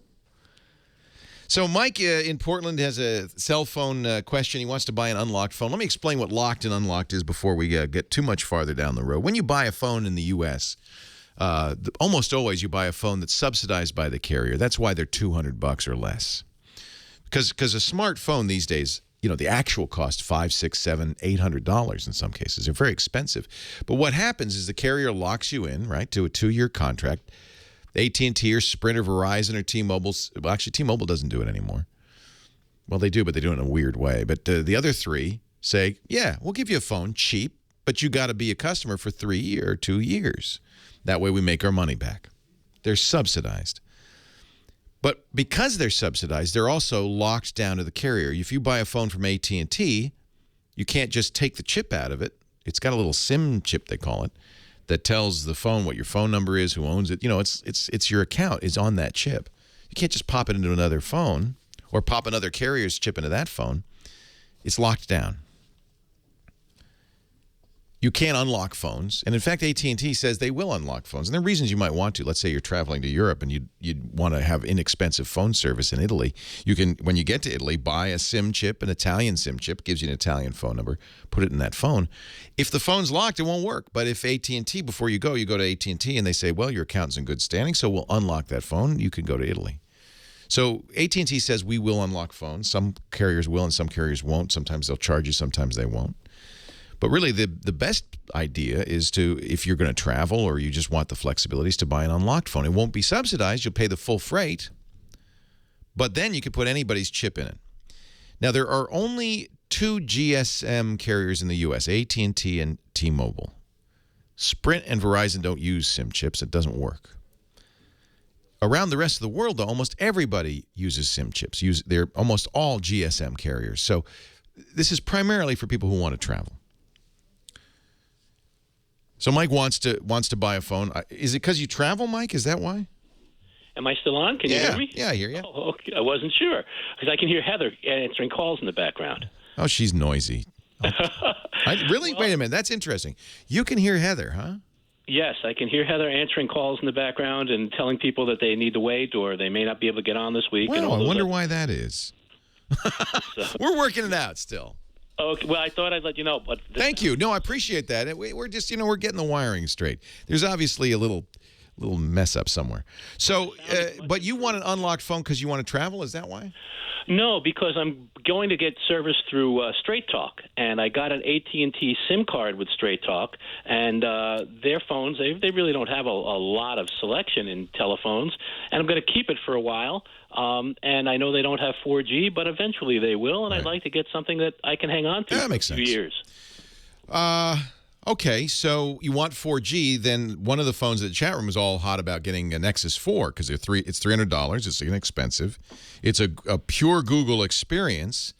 Google makes this phone specifically because they don't have any carrier customizations. It's affordable, but it doesn't do LTE. So if you ever wanted LTE, this would be the wrong phone to buy. So, but as I said, Amazon Wireless, another place that I go to buy phones is a company called Expansys. Now, it's not inexpensive, but they have, this is where I'm getting my Galaxy S4. They have unlocked versions of most of the phones because they're a European country. They do work in the U.S. They have a U.S. branch. What was that name? Expansys. I buy almost all my unlocked phones from Expansys. So I think that they're another place to look, but you're going to have sticker shock as soon as you go there because the phones are expensive. I spent $800 on the Galaxy S4 because it's unsubsidized. Sure. So while a Galaxy S4 is an amazing phone, my other famous favorite phone that I'm really crazy about is the HTC One. That's the phone I carry right now. You can get an unlocked European HTC One for $739. These are expensive, right? Well, what I was thinking, frankly, is being that I'm just getting it now, I've never used it before. Maybe, I don't know if the S3s have gone down considerably. That'd be very good. That'd be a very good choice, and they shouldn't be expensive at all. Yeah. Okay, well, that's what I will check. If you've this is interesting. HTC is offering on its site an unlocked, out of stock, available ship $429, an unlocked HTC One for $574. That's a good price. That's a good price for that phone. That's a very high-end phone. But yeah, you're right. You don't need. This is your first smartphone. You don't need a state of the art. So yeah, the Nexus 4 would really be a perfect choice given how inexpensive it is, and it's very nice. The Galaxy Note 2 is getting less expensive. That's a nice big phone. But again, if you want to have LTE someday, that's that high-speed 4G data. It's probably not widely available in Maine yet. But if you want that someday, you need to get a phone that has that capability now. Amazon has a Galaxy S3. Is it unlocked, Raymundo? Raymundo says they have it for $300. Unlocked? That's a heck of a price. It's true. The previous generation is going to be a lot less expensive. An iPhone 4S might not be a bad thing. Apple sells those unlocked. You can get it directly from Apple if you want an iPhone unlocked. Again, unsubsidized as well. You know what I did? Now, this isn't going to work for you. But Verizon is doing an interesting thing with the iPhone 5. The iPhone 5 is kind of a world phone. It has both the Verizon CDMA technology and a SIM card slot and GSM capability. And Verizon locked it to Verizon's network on CDMA, but they have unlocked the GSM slot.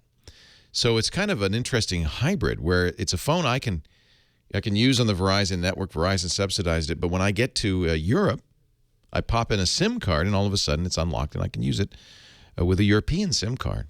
That's an interesting way to go, too. iPhone will work on Straight Talk with AT&T. It's just not with a Straight Talk SIM because they need a micro SIM.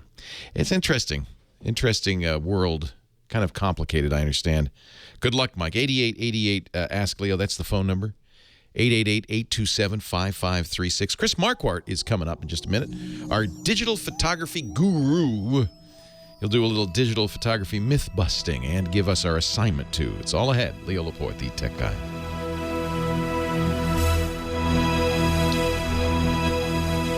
So now that's another interesting thing, John.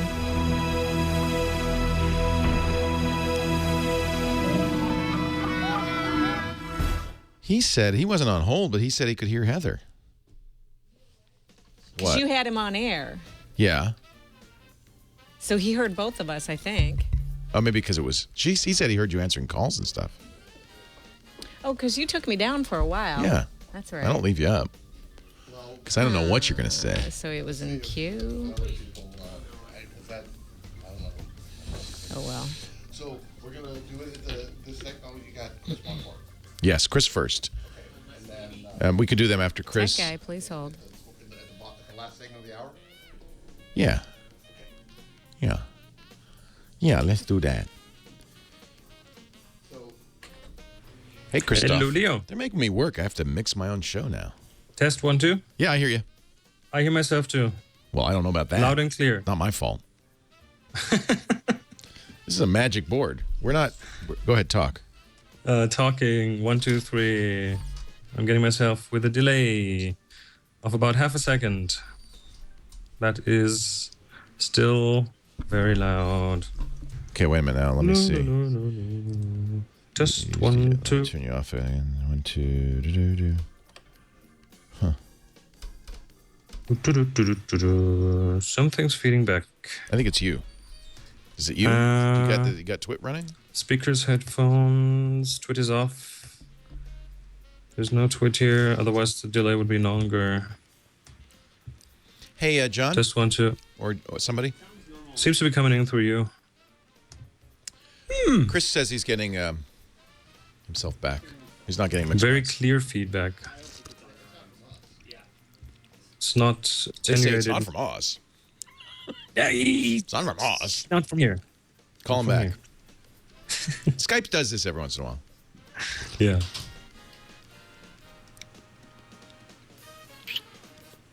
By the way, if you want to see what I did last week, go to tfttf.com/AD2013. It's a video. /AD2013? Yes. Sounds like a movie. After Dark.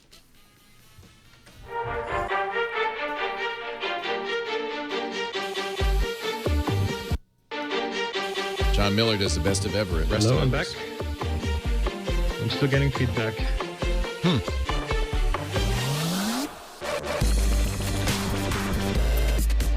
It's dubstep!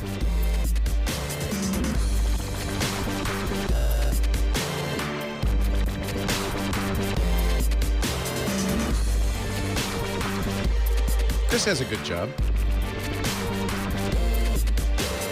So this is a model workshop. It's a photography workshop. There's lots of mentors and participants, almost 500 participants. And studio, outdoors, on location business, lots of things there. It's wonderful. It's sold out within That's minutes. great. Where was it? In St. Louis. In the Union Station Hotel. Really? This is Union Station? Oh, Union Station Hotel. And they do it in different places every year. And it's a bunch of photographers? I mean, bunch of photographers, teachers? And it's just like 20 workshops at the same time. Fun. All day long. There's Chris. And what did you teach? I was about podcasting for photographers and some photography. I'm still getting the feedback, by the way. Feedback is still coming strong. I will be able to do it. Hey guys, he still says he's getting feedback. Getting full feedback. I don't know what to say. Do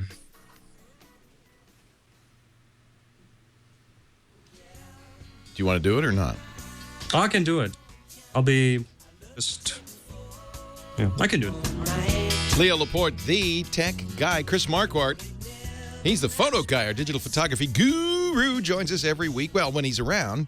He was kind of busy. He was in St. Louis last week doing a photo conference. Hey, Chris Marquardt. Hey, that kind of took me off the air for about 2 weeks, but I'm back. I'm watching the video. There's a video on YouTube of Chris at work photographing beautiful models. What a tough job you have. Oh, yeah. It was really tough. Actually, we ended up with like 3 hours of sleep a night. So wow. This is a workshop, not just you, but a lot of others leading it. A lot of others, almost 500 participants, I think 30 to 40 teachers, mentors, 80 models, and lots of photography. If you go to tfttf.com, that's Tips from the Top Floor's website, his podcast, tfttf.com/AD2013. We'll put a link in the show notes. You can watch the video of Chris and the other photographers working. The AD stands for After Dark. That was the name of the conference? That was the name of the conference, yeah. And they do it once a year.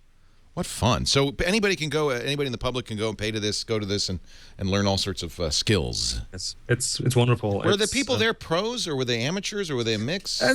It's a mixture. It's a mixture. There are people who own a photography business. There are people who want to be professional. You learn some business skills. You learn photography skills. There are indoor, outdoor locations, and fun. The name is After because it starts around noon and goes till 3 to 4 a.m. Who made this? Who made this video? This is a great video. John Miller, my friend, he's the host of The Rest of Everest, and he was there too, and he shot that video. He's awesome. Chris, I'm sitting in his office right now. I'm in Fort Collins. Oh, you're in Colorado. That's why the connection's so poor. When you're in Germany, it's I'm not kidding. It's rock solid. You know that the Deutsche Telekom is about to throttle DSL beyond a certain bandwidth. Oh no. They are about to do that. I'm sorry. You know, it's funny because we use Skype. A lot of times we're using Skype now with Chris, but we use it for a lot of the people that we talk to, not only on this show, but on our podcast network. We use Skype all the time. And one thing I've learned is that very often Skype works best outside the U.S. We always assume, because we're number one, that the U.S. has the number one internet. And it frankly is not. It's good enough is what most of the internet service providers think. But it's good enough. That's all they really need. Well, but then for us who have a lot of bandwidth requirements. There's gremlins. There's always the gremlins. So, Chris, what do you want to talk about this week? Well, we have an assignment, and it's about a month ago, so I'm... Time to review? A few pictures. The Storm assignment. You have an email with the links in. I shall check it. Storm was our topic. That means we asked people to take pictures illustrating the word or the concept storm. Yeah, storm or whatever happens around a storm. And we got lots of pictures of clouds and of weather, creative stuff. Someone put in a stormtrooper. We had we're not picky. When we say storm, it doesn't have to be. It could be a stormtrooper. Our moderator Renee put in a band on stage singing up a storm. So that's an honorary mention. Storm. I like that. So now I know this is a little strange, but here it is, a radio show. But Chris likes to pick 3 images and analyze them, even though you can't see them. I'll tell you what we will do, though. We'll make those images available on the website if you'd like to take a look at them. The first one comes from Kurt's Gallery. Kurt's Gallery, I guess. I don't know if that's his name or his business. It's a spider in a web. It's a black and white. And the reason I like it is has this blooming feeling. It's kind of darkish. Then you have this spider web in the front. It's in focus. The clouds in the back are out of focus. The spider sitting in the middle.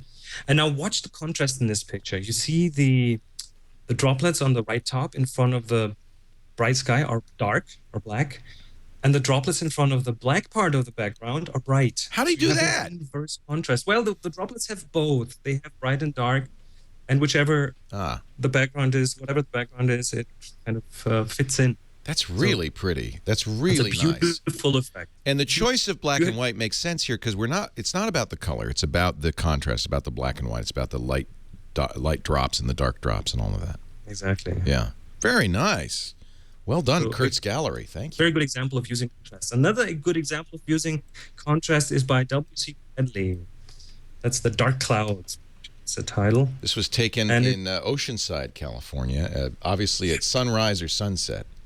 And it's a pier, warm orange light, and then you have the blue sea and the blue clouds. You have this color contrast, orange versus blue. That's a primary color contrast that works really well. Oh, so he knows his color wheel. He probably knows it, or he got really lucky there. The one thing I would change about this is I would take the slope out of the water. The horizon is... yeah. And you can do that in Lightroom. You could just... Or Photoshop. Easily fix that. Yeah, you draw a line across the horizon, it'll straighten the picture. It's a little unstraight, right. You're right. Yeah, I didn't even notice that till you mentioned it. Thanks. Well, but you didn't notice it because there's this strong line leading towards the clouds, and that captures your eye. Right. It's it's sunset, they say. Of course it is, because we're on the west coast of the U.S. It would have to be sunset, wouldn't it? And finally, from Full Throttle... No, from Dan Nichols. Oh. From Dan Nichols, the picture Coin Drop. And what he did is he used a pint glass with water in it, and he dropped a handful of coins in. And he has more of those in his stream, so he probably took quite a few tries to get this right. It's a storm in a water glass, and he calls it coin storm. It's a coin storm. Yeah. And it's unusual. You have the falling coins around the glass and inside the glass, and by dropping those coins in, he creates some bubbles because he pulled some air down with it. It's gorgeous. Only thing I would change here is I would probably turn the glass so it doesn't show the logo of the brewery. But maybe he wants to. That, maybe that's part of the thing for him. Oh, maybe it is. Yeah.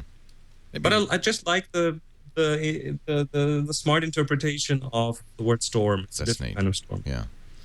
So there you go. 3 great photos. What we'll do is a couple of ways you can see those photos. You can see all of the submissions at our Tech Guy group on Flickr.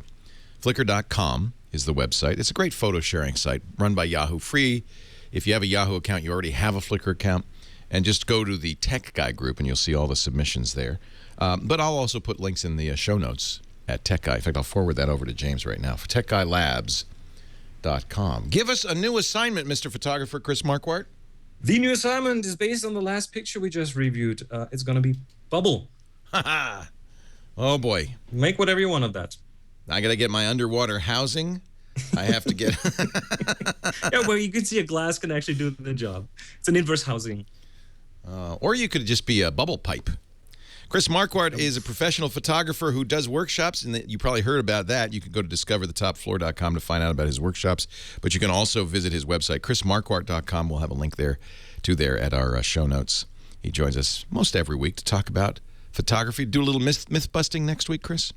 Next week, I'll probably have to skip again, but the week after next week, I'm here for sure. Dealio. And we bust a myth. And of course, the reason that we do the assignment is it's not a competition, it's not a contest. It's about getting you out there with your camera taking pictures, and it could be any kind of camera. In fact, that's one of the things I learned at After Dark. You have to do it. You have to do it, do it. Otherwise, you won't learn. To paraphrase Wayne Gretzky, no one there. You never take. You miss 100% of the shots you don't take. And I keep telling people you don't learn how to ride a bicycle by reading books about it. Yeah, no, I did, but it didn't help. I fell right off. Thank you, Chris Marquardt. Appreciate it. Take care. Leo Laporte, the Tech Guy. We're talking high tech. Our phone number, 8888. Ask Leo if you want to join us. Heather Heyman taking the calls. HH. She's lined up another caller for us. Michael in Gainesville. Michael, Leo Laporte, the Tech Guy. Welcome. Oh, thank you, Leo. First of all, thank you so much for Heather. She is absolutely fantastic. Oh, man. She's 2 shows, and already she's got a fan club. She sure does. She has improved this show to the 10th. Okay, on that note, I'm going to put you on hold for a moment while we take a break. She's improved. See, Heather? I got to give you a raise now, and 2 shows in. Leo Laporte, the Tech Guy. She agrees with that. I love it. Huh? Yeah, why don't we do these guys? I hate to keep waiting a little bit longer, but why don't we do them next hour at the top of the hour? You know I love Epson and respect them. They make great quality products, including business. Sorry, projects. can you wait 15 now, more minutes? 3 Yeah, thank you. LCD technology, and there's a good reason for that. 106. You get the highest color brightness that way. 3 times. This show brought to you today by 99designs.com. When we were looking for a new T-shirt, we sell a T-shirt of the month, the kind of, in fact, you can see it at Teespring. I'll show you. We wanted to crowdsource the design. We wanted to give you, the viewers, a chance to do the design. And that's when we found out about 99 Designs. We're so happy we found them. So this is the T-shirt, this Twit April 2013 tee. And this was designed by a designer we found on 99 Designs. Isn't that cool? teespring.com/twit. So 99 Designs is a place where designers go to get work, and where people who need design work done go to get designers. I see that's a nice kind of combination there. If you visit 99designs.com, you'll take a look at it. Really kind of cool stuff. You can get all kinds of designs done there. Logo design start at $299. Web design, $599. Digital marketing collateral like landing pages, Facebook cover designs, banner ads, infographics. Our T-shirt design, $199. And so many great designers. It's so amazing. 99designs.com. If you go to 99designs.com/techguy, you'll get a $99 power pack of services for free. More designer time and attention. 99 Designs will bold, highlight, and feature your design project in their marketplace, so you get about twice as many designs. We also have a number you can call if you prefer, 800-513-1678. 800-513-1678 for Twit listeners. Or go to 99designs.com/techguy. If you're a restaurant, why shouldn't your menu look as good as your food tastes? but you're not a designer. So go to 99designs.com. You'll get designers submitting sample designs, which is awesome. You work with the designer back and forth and get the design you want. Designers love it. It's a great way for them to find work from all over the world. And anybody who uses 99 Designs realizes you're going to get the best work. Just great stuff. And it's so affordable. If you're ready to get some designs done for your website or your Facebook cover design, maybe some greeting cards, apparel design, mobile app design, they even do that. We're working on a project with them. I don't want to say. All right. Just visit them. 99designs.com/Tech Guy. We thank him so much for supporting the Tech Guy Show. You can go, I think it's global. I think you can do it anywhere. Yeah. 3 times the brightness. Heather. Look at this. They're chanting for you in the chat room. Heather. These 3 LCD engines don't have color wheels. Therefore, you don't have that trade-off between white brightness and color brightness. They're all bright. They're all brilliant. They're all look. I also have their Kickstarter video. Next time you're looking for a business projector, they prefer that one. Okay, we'll do. You got to have a projector that offers both white and color brightness, and make sure you have that high color brightness number so your presentation is close. If you don't see those specs in a business projector, you're just not getting. All right, top of the next hour. Of course, Epson projectors. Okay, both. Shall do. After spending countless hours developing important business presentations. James DeRuvo, where are you? Stress-free, easy setup, reliability. That's weird. And of course, my mouse keeps disappearing. With great color. Epson, built to perform. Visit Epson.com to learn more. Small businesses know from experience. Go to the post office. It's a waste of time. You don't have to tell me that. I know it, but leasing an expensive postage meter? No way. It's like the radio. I know a better way. Stamps.com. Can't hear a thing. You can't see it. Leo Laporte, the Tech Guy, 8888. Ask Leo, the phone number. If you got a question, a comment, a suggestion, Michael on the line from Gainesville. Thank you, Michael, for hanging on. Oh, my pleasure. I've got an older Dell PC. It's an Optiplex 270, which is really ancient, and I'm running XP Pro. Most large corporations have gone to Windows 7, which accounts for the numbers of units carrying 7. Yeah. But most small businesses have stayed with XP. A lot of businesses stay with XP, yeah. Businesses are not known for being early adopters. Rightly Exactly. so, yeah. The question is, with my machine, I'm watching you right now. My monitor is gorgeous, as is Heather. And biggest mistake I ever made, hiring Heather. Basically, all I do with my computer is a couple of 2 YouTube channels and a Daily Motion channel, the Drudge Report, and some miscellaneous stuff, and email. And I really don't want to go to anything different as long as XP runs. Yeah. The question is, how much longer do you think it'll run? Almost exactly 1 more year. Well, that's what they say. You know, it'll run forever, but Microsoft ends its support for XP 1 year from now.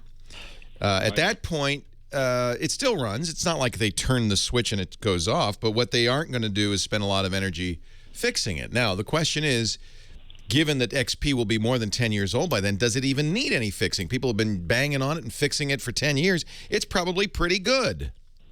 So I think you'll be able to continue to use it, for a while. The only trouble you get in is when you get new programs that say, hey, I need a newer version of Windows. Right. Or your computer dies. And at that point, you'll get a new machine. I think Windows 7 is very much like XP. It's probably superior, but there's no reason to run to Windows 7 until you get a new computer. In fact, that's generally how Windows users upgrade. They don't upgrade their operating system. They upgrade their hardware, and it comes with a new operating system. So just continue to use XP and not worry about it. It's the big issue is security patches. A year from now, you'll stop getting them. Regardless of whether you need it or not, nobody's going to be looking at it anymore. But my opinion is keep using it until you hear of a big problem with XP. And I don't think you will. Because just as people stop using XP, so do the hackers. They're not that interested in attacking XP. There's not that many people using it. They are continue to be, but for now, but as time goes by, there'll be fewer and fewer XP-specific attacks. And I would doubt that a hacker today even is spending any time trying to figure out how to get into XP. They're looking at Windows 7 and 8. The truth is Microsoft's done such a good job of locking down their operating system that today most attacks don't even occur through Windows. Most attacks occur through plugins you use in a browser. So they either attack the browser or more likely attack things that run when you visit a web page, like Flash. That's a big attack vector because there's lots of holes in it. And you probably noticed lately a lot of updates. I get a Flash update almost every day now. That's because they keep finding flaws in it that allow a hacker to attack. The way they do this is you use your browser, you go to a website, it's got a malformed piece of Flash video on it. It runs the Flash player because that's a plugin that runs automatically in your browser. The malformed video uses the Flash player as a way to get into your system and put malware on it. Java is another big, big problem. And so is the Adobe Reader. Those are three things, Java, Reader, and Flash, that run automatically in your browser. That's why bad guys like it. They could probably, work on attacking other programs on your computer, but since there's no way to get to them, they focus on the browser plugins. But we're getting those locked down too. I think that security is much improved over how it used to be. I really do. So the answer, Michael, is stay calm and carry on. XP is just fine. And even though it will run its end of life in a year, I wouldn't worry about it too much. Coming up in just a little bit, by the way, we're going to talk to the hackers who figured out how to make plants glow and want to do it for you. Who needs lights?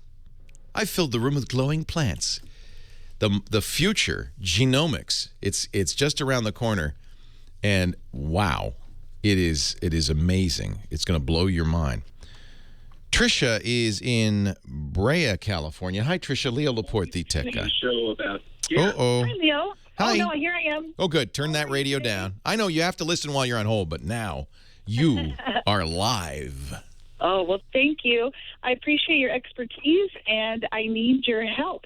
I'm currently in charge of researching an email marketing company to get out our newsletters to our customers, and I want to know who you recommend. Oh, I think Constant Contact is very good.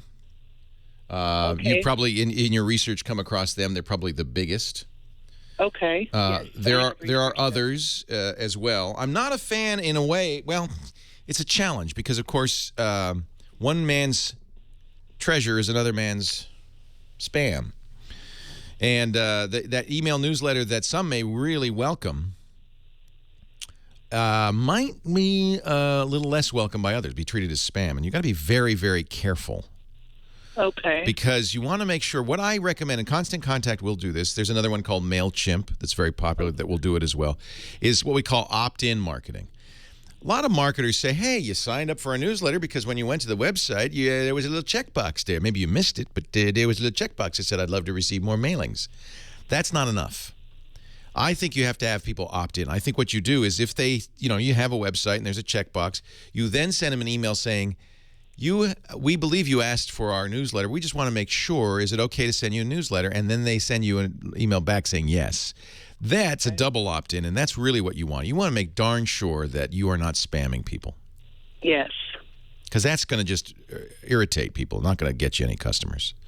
Okay. But so both MailChimp and Constant Contact both will have this as an option, and I would use it. What I like about Constant Contact is they have an instant unsubscribe at the bottom of every email. That's very easy to use. I get on every email list there is. I don't know how. I think people do it maliciously, but maybe that's okay. Just, so I always look for email systems that have a very easy unsubscribe, and Constant Contact is good that way. Okay, great. Okay, so Thank you very much. Nothing wrong with email marketing, but use it judiciously. Make sure that you do what I call a double opt-in, that you really make sure that people want that email. A lot of people like it. And if they do, it's a great way to stay in touch with them. I don't do an email newsletter. A lot of people make money on that. A lot of people in my business make a ton of money on email newsletters, and I'm just so nervous about spamming people, I don't even do it. I don't do it at all. 8888 Ask Leo, that's the phone number. Talk to Heather. She's the new star of the show. And then she'll let you talk to me. Leo Laporte, the tech guy.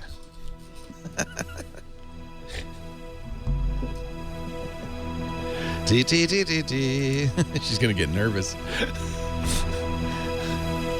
Now I know why Dr. Dina Dell retired. I drove him mad. You drove him crazy.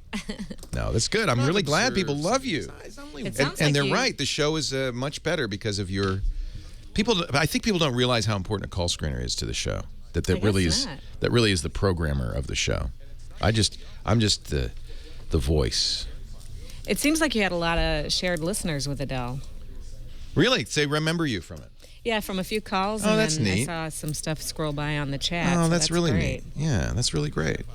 I think that's probably true. It's similar stuff, right? Viruses. Yeah, viruses are one kind or the other. Yeah, if you ever talk to Dean and he wants to call in, if he ever has a computer problem, let me know. Oh, right. Wouldn't that be fun? Yeah, let's see. Did he retire to Hawaii? Or he's just traveling? He's even further north of here. Crazy. Totally. Why wouldn't you retire somewhere with his son? Oh, not that far north. Not Alaska? No, yeah, they're up in Mendowana County. Mendowano? That's what I call it. Ah. For marijuana. Mendowana. They're in Mendocino. That's kind of chilly up there. It's beautiful. Yeah. Beautiful coast, but gosh, it's cold. They've got like some big acreage. Oh, he's got with a stream ranch running through it. Yeah, it looks great. that's Crazy probably what it wild is. animals and gardening and blah, blah, blah. Blah, blah, blah. And then they travel a lot, so. Dr. Dell smoking that dank, says Plasmid Vectors. That's not nice. That's not nice.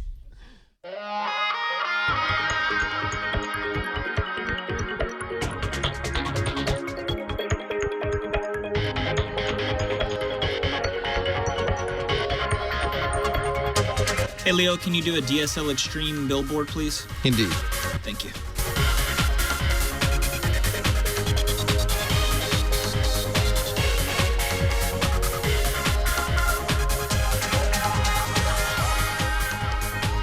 This portion of the Tech Guy Show brought to you by my internet service provider, DSL Extreme, for high-speed internet at an amazing price. Call 866-2GET-NET to get DSL Extreme. A couple of months ago, I interviewed a couple of guys, not on the radio show, but for our podcast network, Twit, to talk about some really kind of interesting innovations in biotech. One was a genome compiler. Who was doing that? That was Omri, right? Omri Drury. And that's online, and it's kind of an interesting idea. If you, I guess you kind of have to know about biotech a little bit, but you can use this online site to figure out, let's say you want to splice a glowworm with an alligator to make a glowing alligator. Well, you'd use the genome compiler to figure out what the heck. Here's one, here's the other. But the problem is, well, that's all well and good, but now how do you make it? Well, then we talked to another fella. Who was that? That was Anthony? No, that was Austin Hines. So Austin, he made a genome printer. It's like, well, you've heard of the 3D printers. They could print 3D objects. Well, this would print genomes. This would print genes.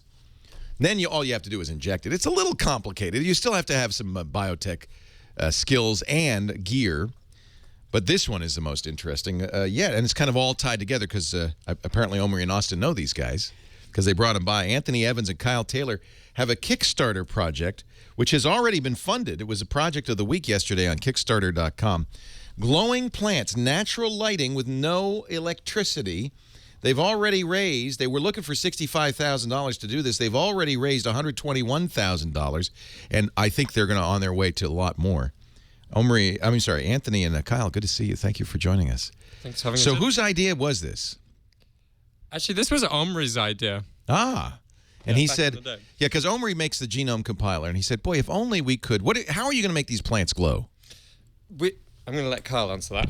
All right. So basically, we're going to take some glowing genes out of a bacteria. Yeah. And then use another bacteria to then insert them into the plant. Okay. And then go another route and try bombarding them in. And then what kind of plant? So we're going to start off with the Arabidopsis. It's kind of like the fruit fly of the plant world. Easy to modify the easy to- genome yeah, of? Yeah. Exactly, Yeah. exactly. So. And then, but eventually, do you hope to have like house plants that glow? That's the goal, yeah. So we got to see how it works out first with a system that we know and understand, Arabidopsis, and then we can go from there. So. Yeah, and we've got a stretch goal. So if we reach 400K, then we're going to do a glowing rose, and anyone who supports us at the $150 level will automatically get one of those. Now, So, how blue sky is this? Do you think you can actually do it? It's been done before. But it's just never been offered for sale? That's right. Now, there are a lot of people listening who think that genetically modified organisms, GMOs, are a terrible idea.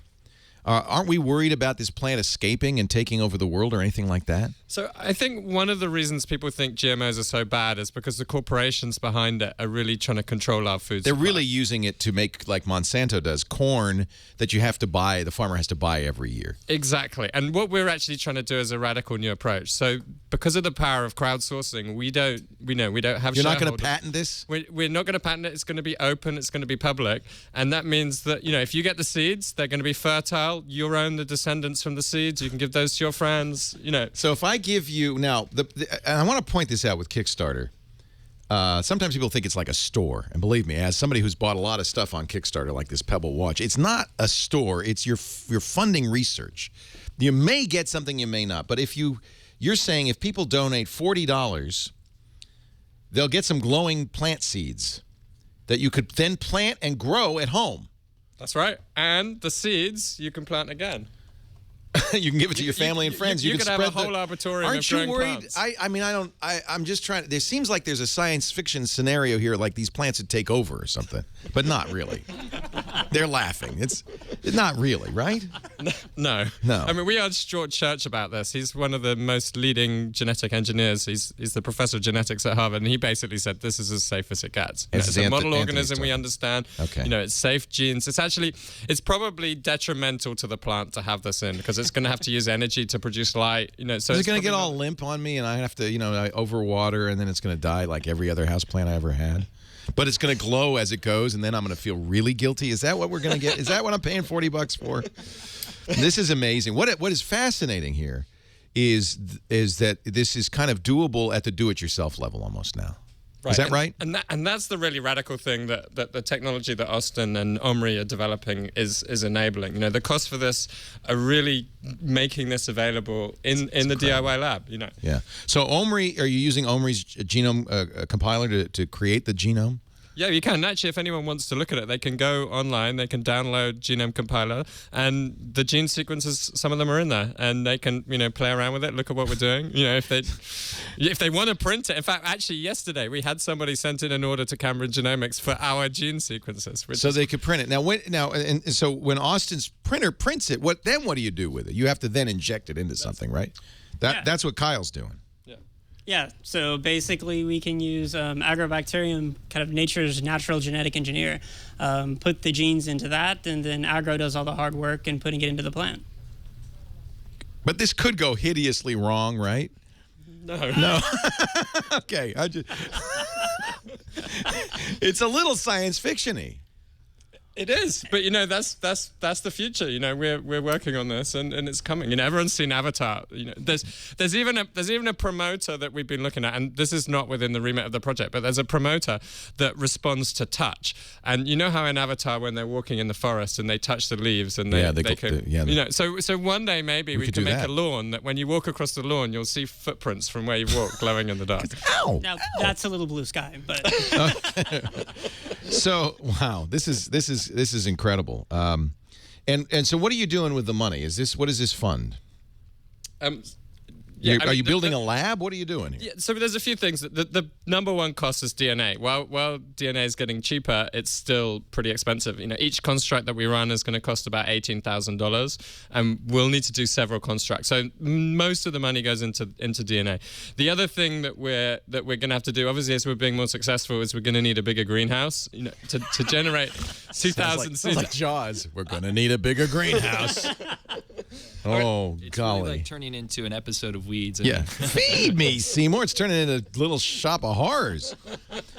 So what are the chances of success? How much chance am I going to have in a year a glowing plant on my desk here? So it's been done before. We're pretty confident that we can get some glowing effect. I think the big unknown is how bright it is. How bright it is. That's the question that we'll see. And the more money we get, the more sequences we can test, the more combinations we can try, and the more likely we can get something that's really, really bright. But what do you mean really, really bright? Like I turn off the lights and the plant seems to be glowing, or like I don't have to use a lamp? We're not going to get a replacement for a lamp with a small plant like this. Yeah, that's true. You think glow-in-the-dark paint. Oh, well, that's pretty good. Yeah. That's pretty good.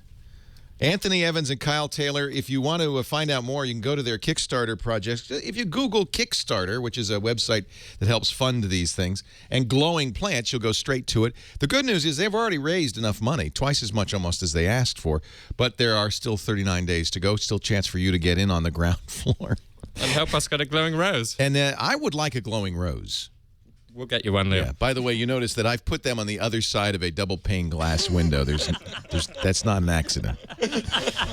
Thank you, Anthony and Kyle. And by the way, Omri and Austin, thank you and congratulations. We met Omri and Austin about 6 months ago, and it's just really interesting. I talk all the time about the revolution, the change that technology is wreaking in everything we do, our work, our play, school, everywhere.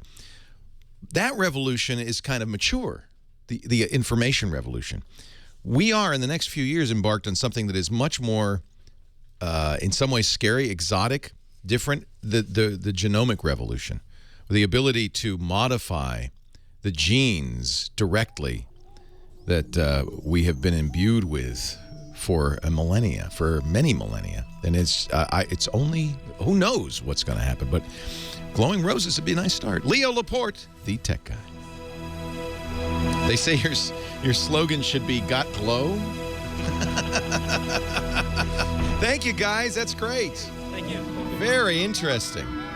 Soon my salad will be glowing, says Web9999. Small businesses. That's what I was telling you about. Go to the post office. It's a waste of time. You don't have to tell me that. It's so cool. Yeah. So that's so Omri and Austin, who are behind them, are the guys that were on before. Yeah, you should talk to them. They have a place in San Francisco. I was just going to ask you, can I drive? Because I wanted to go somewhere. You need a driver's license. Yeah. No, I'm a legal driver. Yeah, but you don't have the piece of paper. So Monday, let's go to DMV and we can get you a temporary license, unless you can find it. You can drive, but you're taking a chance because. I don't want to. Yeah. We got to find your driver's license. So nice to meet you, Charles. I really appreciate it. Yeah, come on back here. You can both be back here. We'll get somebody to take the picture if you want. Let me put it on camera because people won't believe that I know you. Okay, sit on the chair, so to speak. Yeah, good luck. Oh, yeah, that one. Mm-hmm. Are you sure you don't want to be in it? Come on, don't you want to be in it? We'll get somebody to take the picture. Okay, ready? 1, 2, 3. This is the guy that Very put me good. on nightly news. Okay, ready? 1, 2, 3. Okay. So Very nice good. to meet Appreciate you. it. Thank you for Nice to coming meet you up. too. It's nice We'll to have a. We'll do it again sometime. Anytime, I should give you my card. You can always Yes, call, and I can give you, anything you need. Please, anytime. Appreciate it. Yeah. That was really It's nice to interesting. meet you. All right, thank I'm you. so glad you All right, came. yeah, Thank you. thanks. I'm sorry you had the obstructed view, but Oh, no. all right. Take care. Now somebody can take the throne. Yeah, Charles was on the throne. You'll see the difference. It was very brief. It was a little segment on Nightly News. We were talking about, I don't know, some breach of some kind. I can't even remember. But they used a little clip from Twit. And I thought, wow, that's cool. I wonder why and how. And it was this guy who's a fan, who's a reporter for Nightly, Charles Hadlock. You've heard his name. You've seen him on Nightly all the time. He does the Today Show. And I'm keeping his card if I ever need a job. Okay. All right. Huh? Why am I in Petaluma? I'm here for the chickens. No, I'm in Petaluma because I was, Tech TV was in San Francisco. And Abby was born. You just saw Abby, my daughter. Come on in. And she was born 21 years ago, and we were living in San Francisco, and we just thought, we want somewhere nice to raise her and not raise her in a city, going to city schools and all that stuff. So I was doing a real estate show at the time in San Francisco, and with a guy named Ray Brown, and he said, Leo, you got to buy a house. And I said, no, I don't want to buy a house. He said, you got to buy, you're a husband and father, you got to buy a house. You got children now, you got to buy a house. So I said, well, I can't afford a house in San Francisco. He said, you should go to, he said, where do you want to live? I said, Healdsburg's pretty, not Healdsburg, St. Helena's pretty. He said, no, it's too far away. You got to go to Petaluma, picket fence community, you'll love it. So we drove up here, and we looked at it. We did love it. Abby was a year old. We used to take her in her baby seat and look at houses. And then we found a house that we could afford, because it was a lot cheaper, an hour north of San Francisco. So we moved here in 1993, I think. And we've been living here ever since. And then, of course, I commuted to Tech TV until 2004. And that was miserable. So when I started my own business, of course, I'm not going to start my business anywhere I have to commute. But starting my business sounds more grandiose than it was. It was just me in an attic. I never know when I talk to these guys. They're so jolly and chipper, and they say, no, nothing could ever go wrong. We just, we're not messing with anything. And yet maybe I've seen too much science fiction. I go, well, and I don't want to be, they call it a Luddite. Named after, I think, a mythical character in Britain in the 18th century. I think it was called Nick Ludd, who led the weavers in revolt against the weaving machines. That technology that was going to change their lives, because they were hand weavers and the machines could do more than they could do, and put them out of business. So Nick Ludd led the Luddite revolution, where they destroy these weaving machines. And ever since, anybody who's against technology is called a Luddite. And I guess in a way, I'm Nick Ludd in the genomes of the weaving machines, but I still, don't you get, it makes you a little,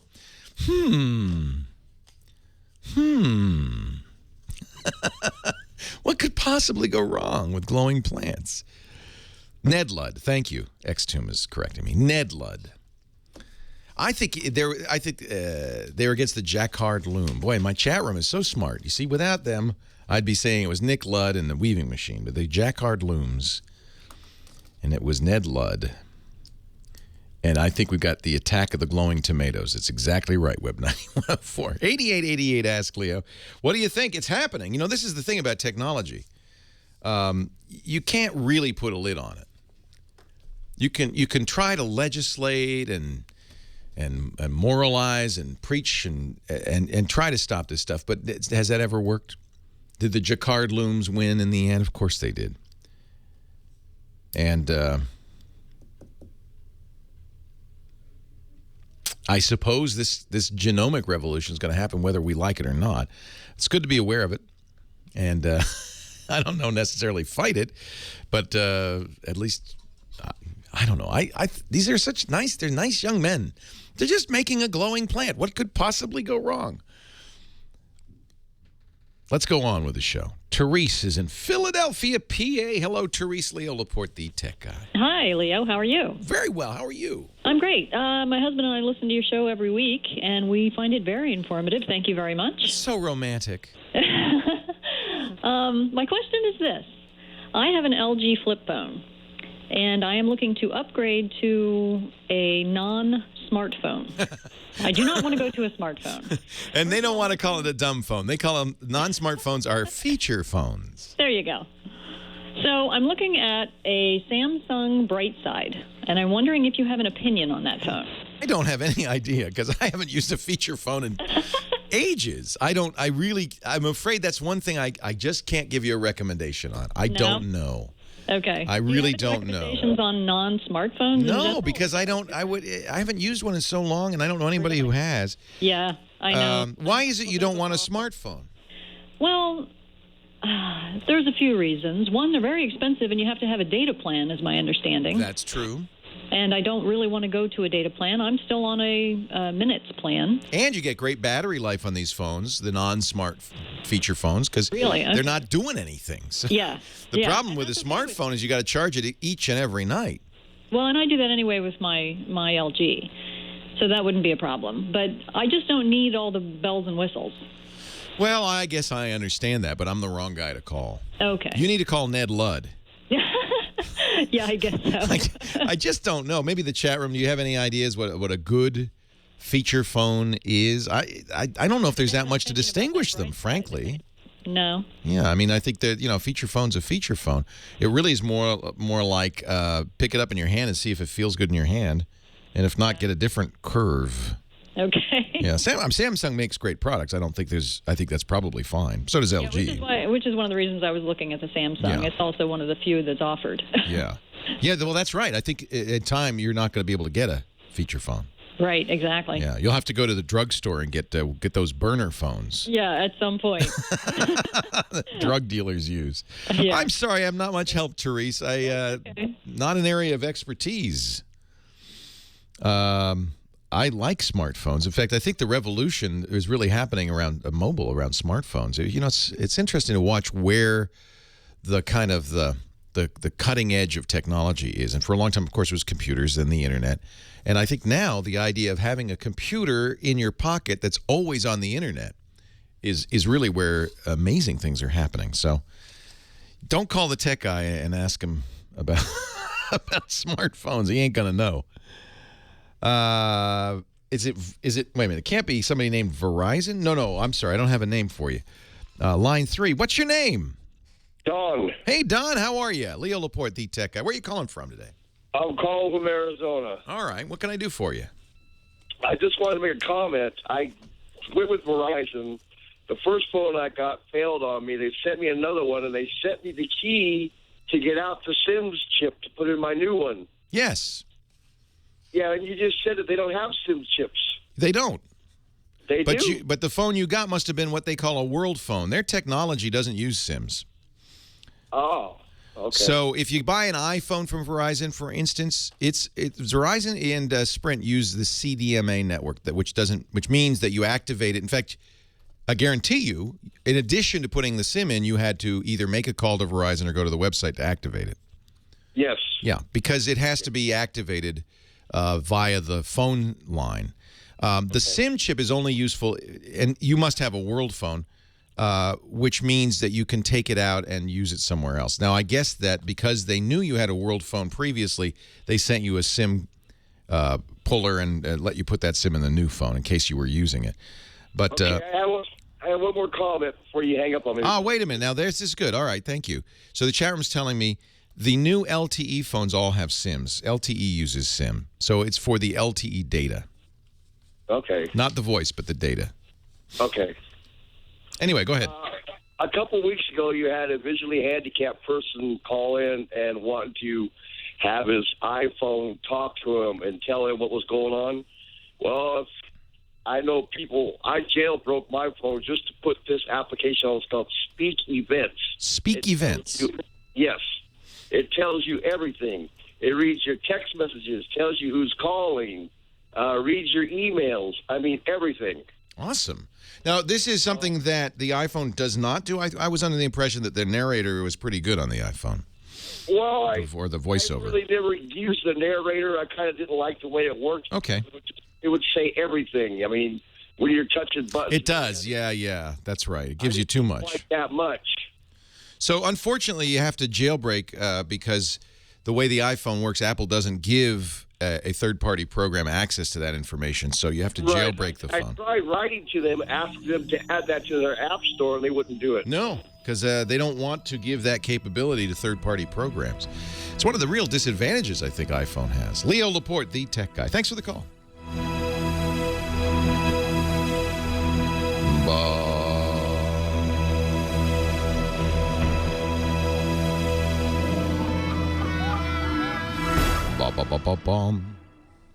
Oh, thank you. Good luck. I'm so excited. Thank you for being on. I appreciate it. It's fun. Thank you. Yeah, good luck. I love the...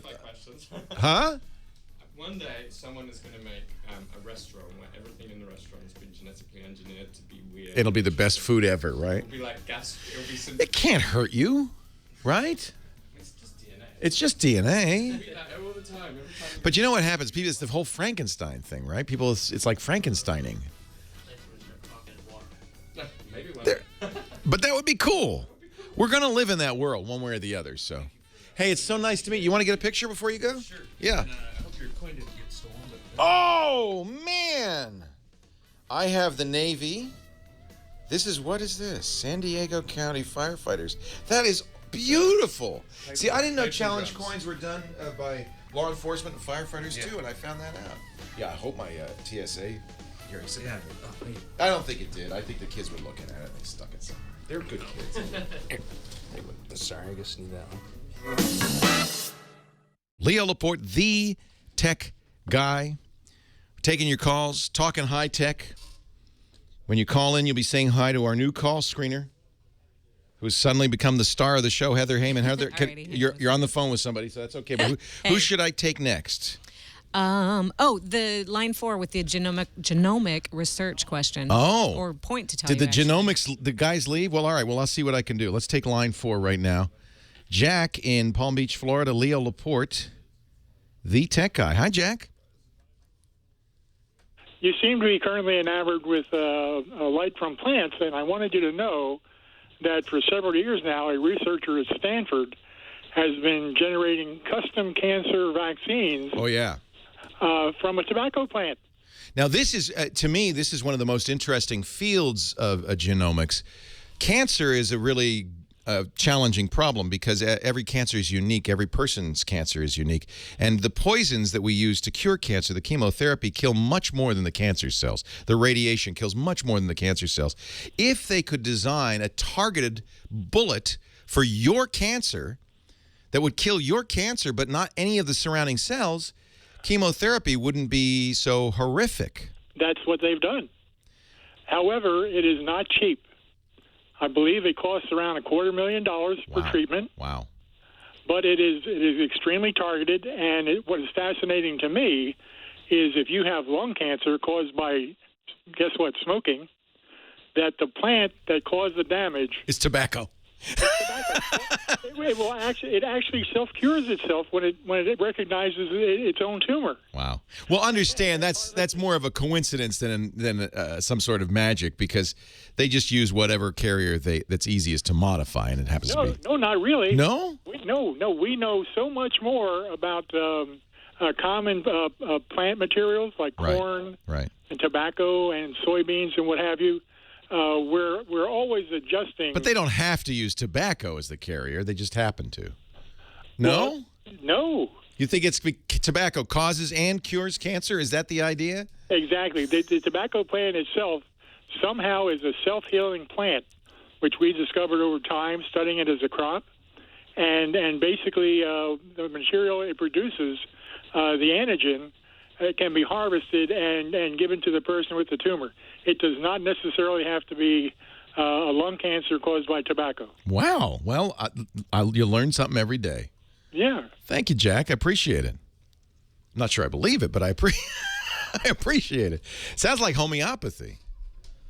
That's where homeopathy came from. In the Middle Ages, guy said, well, arsenic causes these symptoms.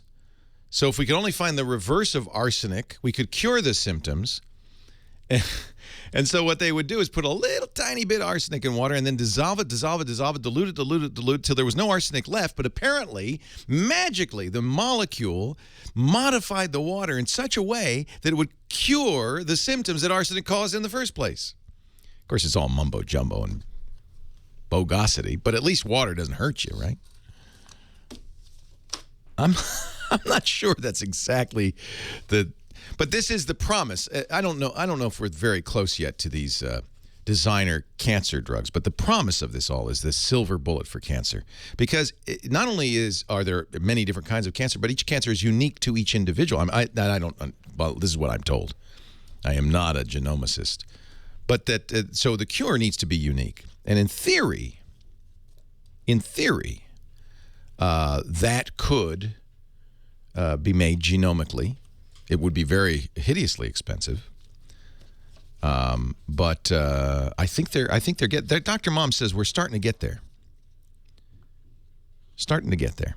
8888 Ask Leo. Let's take another call on line 2. I've got Gary in Oceanside, California. Hi, Gary. Hey, Leo, how you doing? I'm well. Hey, I want to challenge your geekiness, sir. Uh-oh. Uh-oh. Hey, I wanted to ask you, I'm involved with a network that we do all things thermography. Thermography, I love it. All around the world. We have thermographers all around the world. We actually got a big conference in San Diego, which you really ought to come to as our guest, but it's the thermal imaging conference. But I was wondering whether you have done anything with thermal imaging and what your... I haven't, although we're all aware of it thanks to the FLIR, the forward-looking infrared pictures from the Boston tragedy of the suspect in the boat. Mm-hmm. Now, that FLIR, forward-looking infrared, has been around for a long time, but that's a form of thermography, is it not? It is. FLIR is actually a brand name. It's probably the 800-pound gorilla of all of the infrared camera manufacturers. They own the biz. Pretty much. But it's also used for other things. What do you use thermography for? Well, primarily it's being used in the building sciences. So we have people who take like advanced courses from us, and they'll look at roofs for signs of moisture. They'll look at moisture intrusion through the walls. We have thermographers that deal with electric panels. Data centers, we have a lot of people doing that, just energy efficiency. It is so neat when you do a scan on a building, and you can tell, actually, on a block wall building, Leo, like a Lowe's, for instance, those block walls are all grouted, or they're supposed to be. Yeah. You can do a scan from the outside, and with just the normal temperature inside the building, you can tell in a second whether all of those cells have been properly grouted or not. You can see the heat leaking through the cracks. You absolutely can. Wow. So it's a non-destructive type of testing. What? It's infrared, right? They're shooting in the infrared scale where you could see heat heat is really a form of radiation like light. It's just not visible to the naked eye. But if a camera is tuned to that frequency, that spectral frequency, it can see it just as we see light. Yes, and that's really what our members do. And these are all people who have businesses doing this, so it's not just say a hobby. Right, and it's not purely academic either. This is something very real. No, I mean it is very real, and actually we have a number of our folks that do infrared scans on horses, and it's pretty interesting taking a look at you're looking for an anomaly, which is a difference in a heat pattern on a horse, and that can point out sometimes a hot spot. It could be an infection or Hey, so what is the forward-looking infrared and FLIR? What does that mean? It is something that FLIR came up with. I don't know. They made it up. They did. They made it up. Yeah. It's forward-looking. It's it's a camera that sees infrared. Yes, it is. Yeah. Well, it's the same thing. We have this. You'll think this is pretty fun. So we have at the thermal imaging conference, we're going to have the first annual IMMY Awards, IMMY, and so it's a way for people around the world to submit an infrared image and just enter the competition. But the cool thing is that anybody around the world can do that. Wow, neat. And just like FLIR has done its thing, and by the way, they're a sponsor of ours there. Oh, we love FLIR. Very nice company. Somebody's telling me that FLIR, because it was on jets at first, is forward-looking in the sense that it was pointed forward. Yes. Yeah. And but so we're just going to have some fun with that. And when's the conference? It is June 3rd through the 6th. You can just go online to thermalimagingconference.com, but get some information there. But if some of your listeners right now, your million, have an infrared image, they can submit it to Emmy at unitedinfrared.com. Thank you so much. Great to talk to you, Leo Laporte, the tech guy. So we got glowing plants and glowing horses. Somebody in the chat room said, that horse is on fire.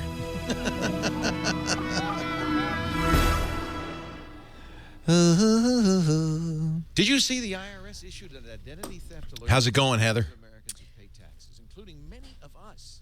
Here's Mayor Rudy Giuliani we'll talk with a later. lifeline. Oh, really? Oh, dear. As a mayor and former federal Uh-oh. Am I in How trouble? many lines do you have? No. I've got a issue here. We got, a technical issue? All right. Well, you know the guys, the engineers will fix it. Yeah. But we only have one more break, so it'll be two more calls maybe. The people that I had before are still hanging on. Yeah. So you can't pick up anymore? Is that it? Or? Right. I've got a blank screen. Hey, John. Oh, Well, Johnny. Since Heather's screen is blank. John, Heather's screen is dead. it turns out I can turn a computer off and on as well. Somebody turned her computer off. Somebody turned her. See, she's big shot now. She's big time. She didn't need a computer. You need an infrared computer. I can reboot this mother. Is that what you tried to do? Reboot it? Yeah. Oh. That's what we've been doing. What? It's been crashing? Show the chink in our armor. It's been crashing? Yeah, and hey, sorry, the last one was even worse because when it came back, it went. Oh gosh! All right, we're gonna change the channel now. No. Let Heather suffer in silence. And 3D projectors are also available in wireless. These projectors are still Look at this coin. This is beautiful. I love these challenge coins. This one is from. Oh, there it is. This one is. What's his name? I have his name written down here. Chris Bowden, who's a firefighter. He's up for studying, as you might have heard, he's getting additional training in helicopter EMS. But he also plays bagpipes. This is the Pipes and Drums. It says, never forget, San Diego County Firefighters, their pipe and drum corps. Isn't that beautiful? What a gorgeous challenge coin. Gosh, we got to get Twit challenge coins, I think. That is so cool. I'm getting quite a set now. Beautiful. Yeah, I knew it was in the armed services, but I had no idea. But police and fire do it as well. I got a beautiful one last Tuesday from the Department of Homeland Security. I'll show you. I got a picture of it somewhere. Yeah, I think his name was Nick. I'll show you a picture of it. They're heavy metal. They're beautiful. They're enameled. See if I can find it. I will be on my Google Plus. One of the problems, I take these Zoes with this HTC One, and I have automatic upload turned on. But the problem is each 3-second Zoe is 20 images. So everything I shoot, I'm getting 20 images now. So it makes it kind of hard to find stuff. It's like just image after image. There's a snake. But the nice thing about that is you can pick an individual frame from a Zoe. So if it's something moving or something that's going on and you got, one good frame out of it, it's great. And then you also have motion if you want. So another reason I really like this HTC. There's Heather wearing her crown from yesterday. Took a lot of pictures. I posted a Zoe on Google Plus. The Facebook one didn't come out so well. All right, I'll keep looking for the coin. I'll find it. This is only Saturday. Leo Laporte, the tech guy, 8888. Ask Leo. That's the number if you have a question. We're almost out of time, though. Last segment for the weekend. Well, thank again our newest member of the Tech Guy team. Heather is answering the calls and doing a great job, crashing her computer right and left. So nice to have you, Heather. And thanks to the folks at Telos who set us up with the Telos VX call screening system that's working really well. The sound quality is really good. And then thanks to Tel Pacific providing the phone lines. I guess they're internet-based at 8888 Ask Leo. So it's all working quite well. Thank you, Heather, for the job you're doing. Let's say hi to Roberto in Seattle. Leo Laporte, the tech guy. Hi, Roberto. Hey, Leo. Thanks for taking my call. My pleasure. I've been a big fan ever since Tech TV. Right, those were the days. 1998 to 2004, and then in Canada, 2004 to 2007. Yeah, those are the days. Yeah. Wow. Well, I have a small business, and I'm going to do a Kickstarter campaign for the business, and I was wondering if I could get any tips or any kind of advice on how to run a successful Kickstarter campaign. So Kickstarter, and we were talking about it with this glowing plant thing, is a great site. There are a number of sites like this. Indiegogo is another one. The idea, Kickstarter was originally started with the idea of funding creative projects, books, comic books, graphic novels, movies, that kind of thing. They really saw it as a way to get funding for a project that you couldn't do on your own, but people would get involved in it. And then the way it works is you make a page at Kickstarter. Of course, they have to accept you, and that's not automatic. In fact, we tried to get a Kickstarter for building our studio, and they said, no, you can't because you're an established business. So when that happens, sometimes people go to Indiegogo. Typically what you'll do, though, is you'll come up with a variety of rewards for different levels. So the glowing plant project, if you give $40, you'll get a glowing plant, but you can also give less and get a sticker, a poster, whatever. So I think spending some time thinking about what the reward levels are is probably a very good idea. You'll notice, though, that everything on Kickstarter, they have a great movie. And now they have certain rules. For instance, if you're making a product, you actually, in the movie, have to have a product. You can't do a 3D rendering of the product. And the reason is people were doing that, and really there was no chance of a product being made. So have you already been accepted by Kickstarter? I have, actually. If you go to Kickstarter, you can type in Throwboy, and I'll be right there. Wait a minute. This is Roberto. Yes. That Roberto. So we love Throwboy. Throwboy makes great, fun pillows. I have them all. There's a Twit pillow there as well. So, but Throwboy, you're already making these pillows. What is your Kickstarter for? So the Kickstarter is, like you said, we do these geeky throw pillows, and they say like LOL, OMG, WTF on them, and we want to do a production run of our best-selling chat pillows. So do them in a big bulk run so that we can get them into stores and do faster turnaround to customers that buy on our website, and just take Throwboy to a new level beyond, hand making every single one upon order. Heather and I are geeking out with our Throwboys. Heather's got OMG, and I have another one. I love these pillows. That's great. I didn't know that.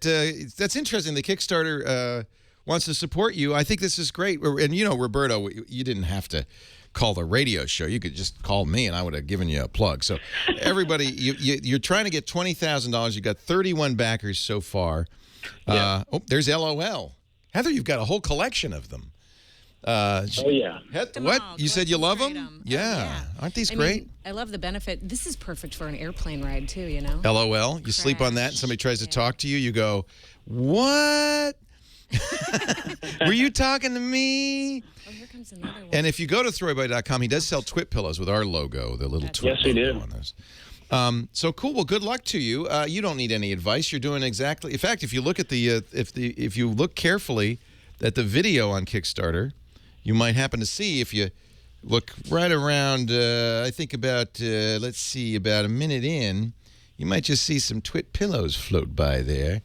Yeah, there you go. Look at that. Yeah, I say Twit in there too. So, that's great. Well, good luck. Shout out too. Good luck. So let me look at the rewards. $1 or more, you get good karma and a high five. $5 or more, you get a thank you card.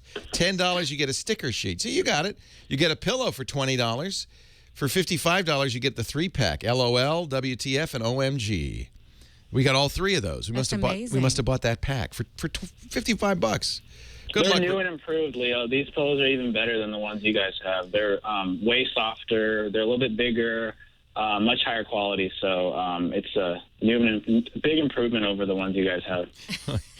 You sent us the beta? Yeah, he said he was making these himself. He was sewing them himself. Well, you got a little tiny one, Heather. Where'd you get that one? That's a little mini, a Throwboy mini. Oh. There it is. Fail. Like wait a minute, I got it. This is the one, you give to your enemy. You stink. I like the little ones.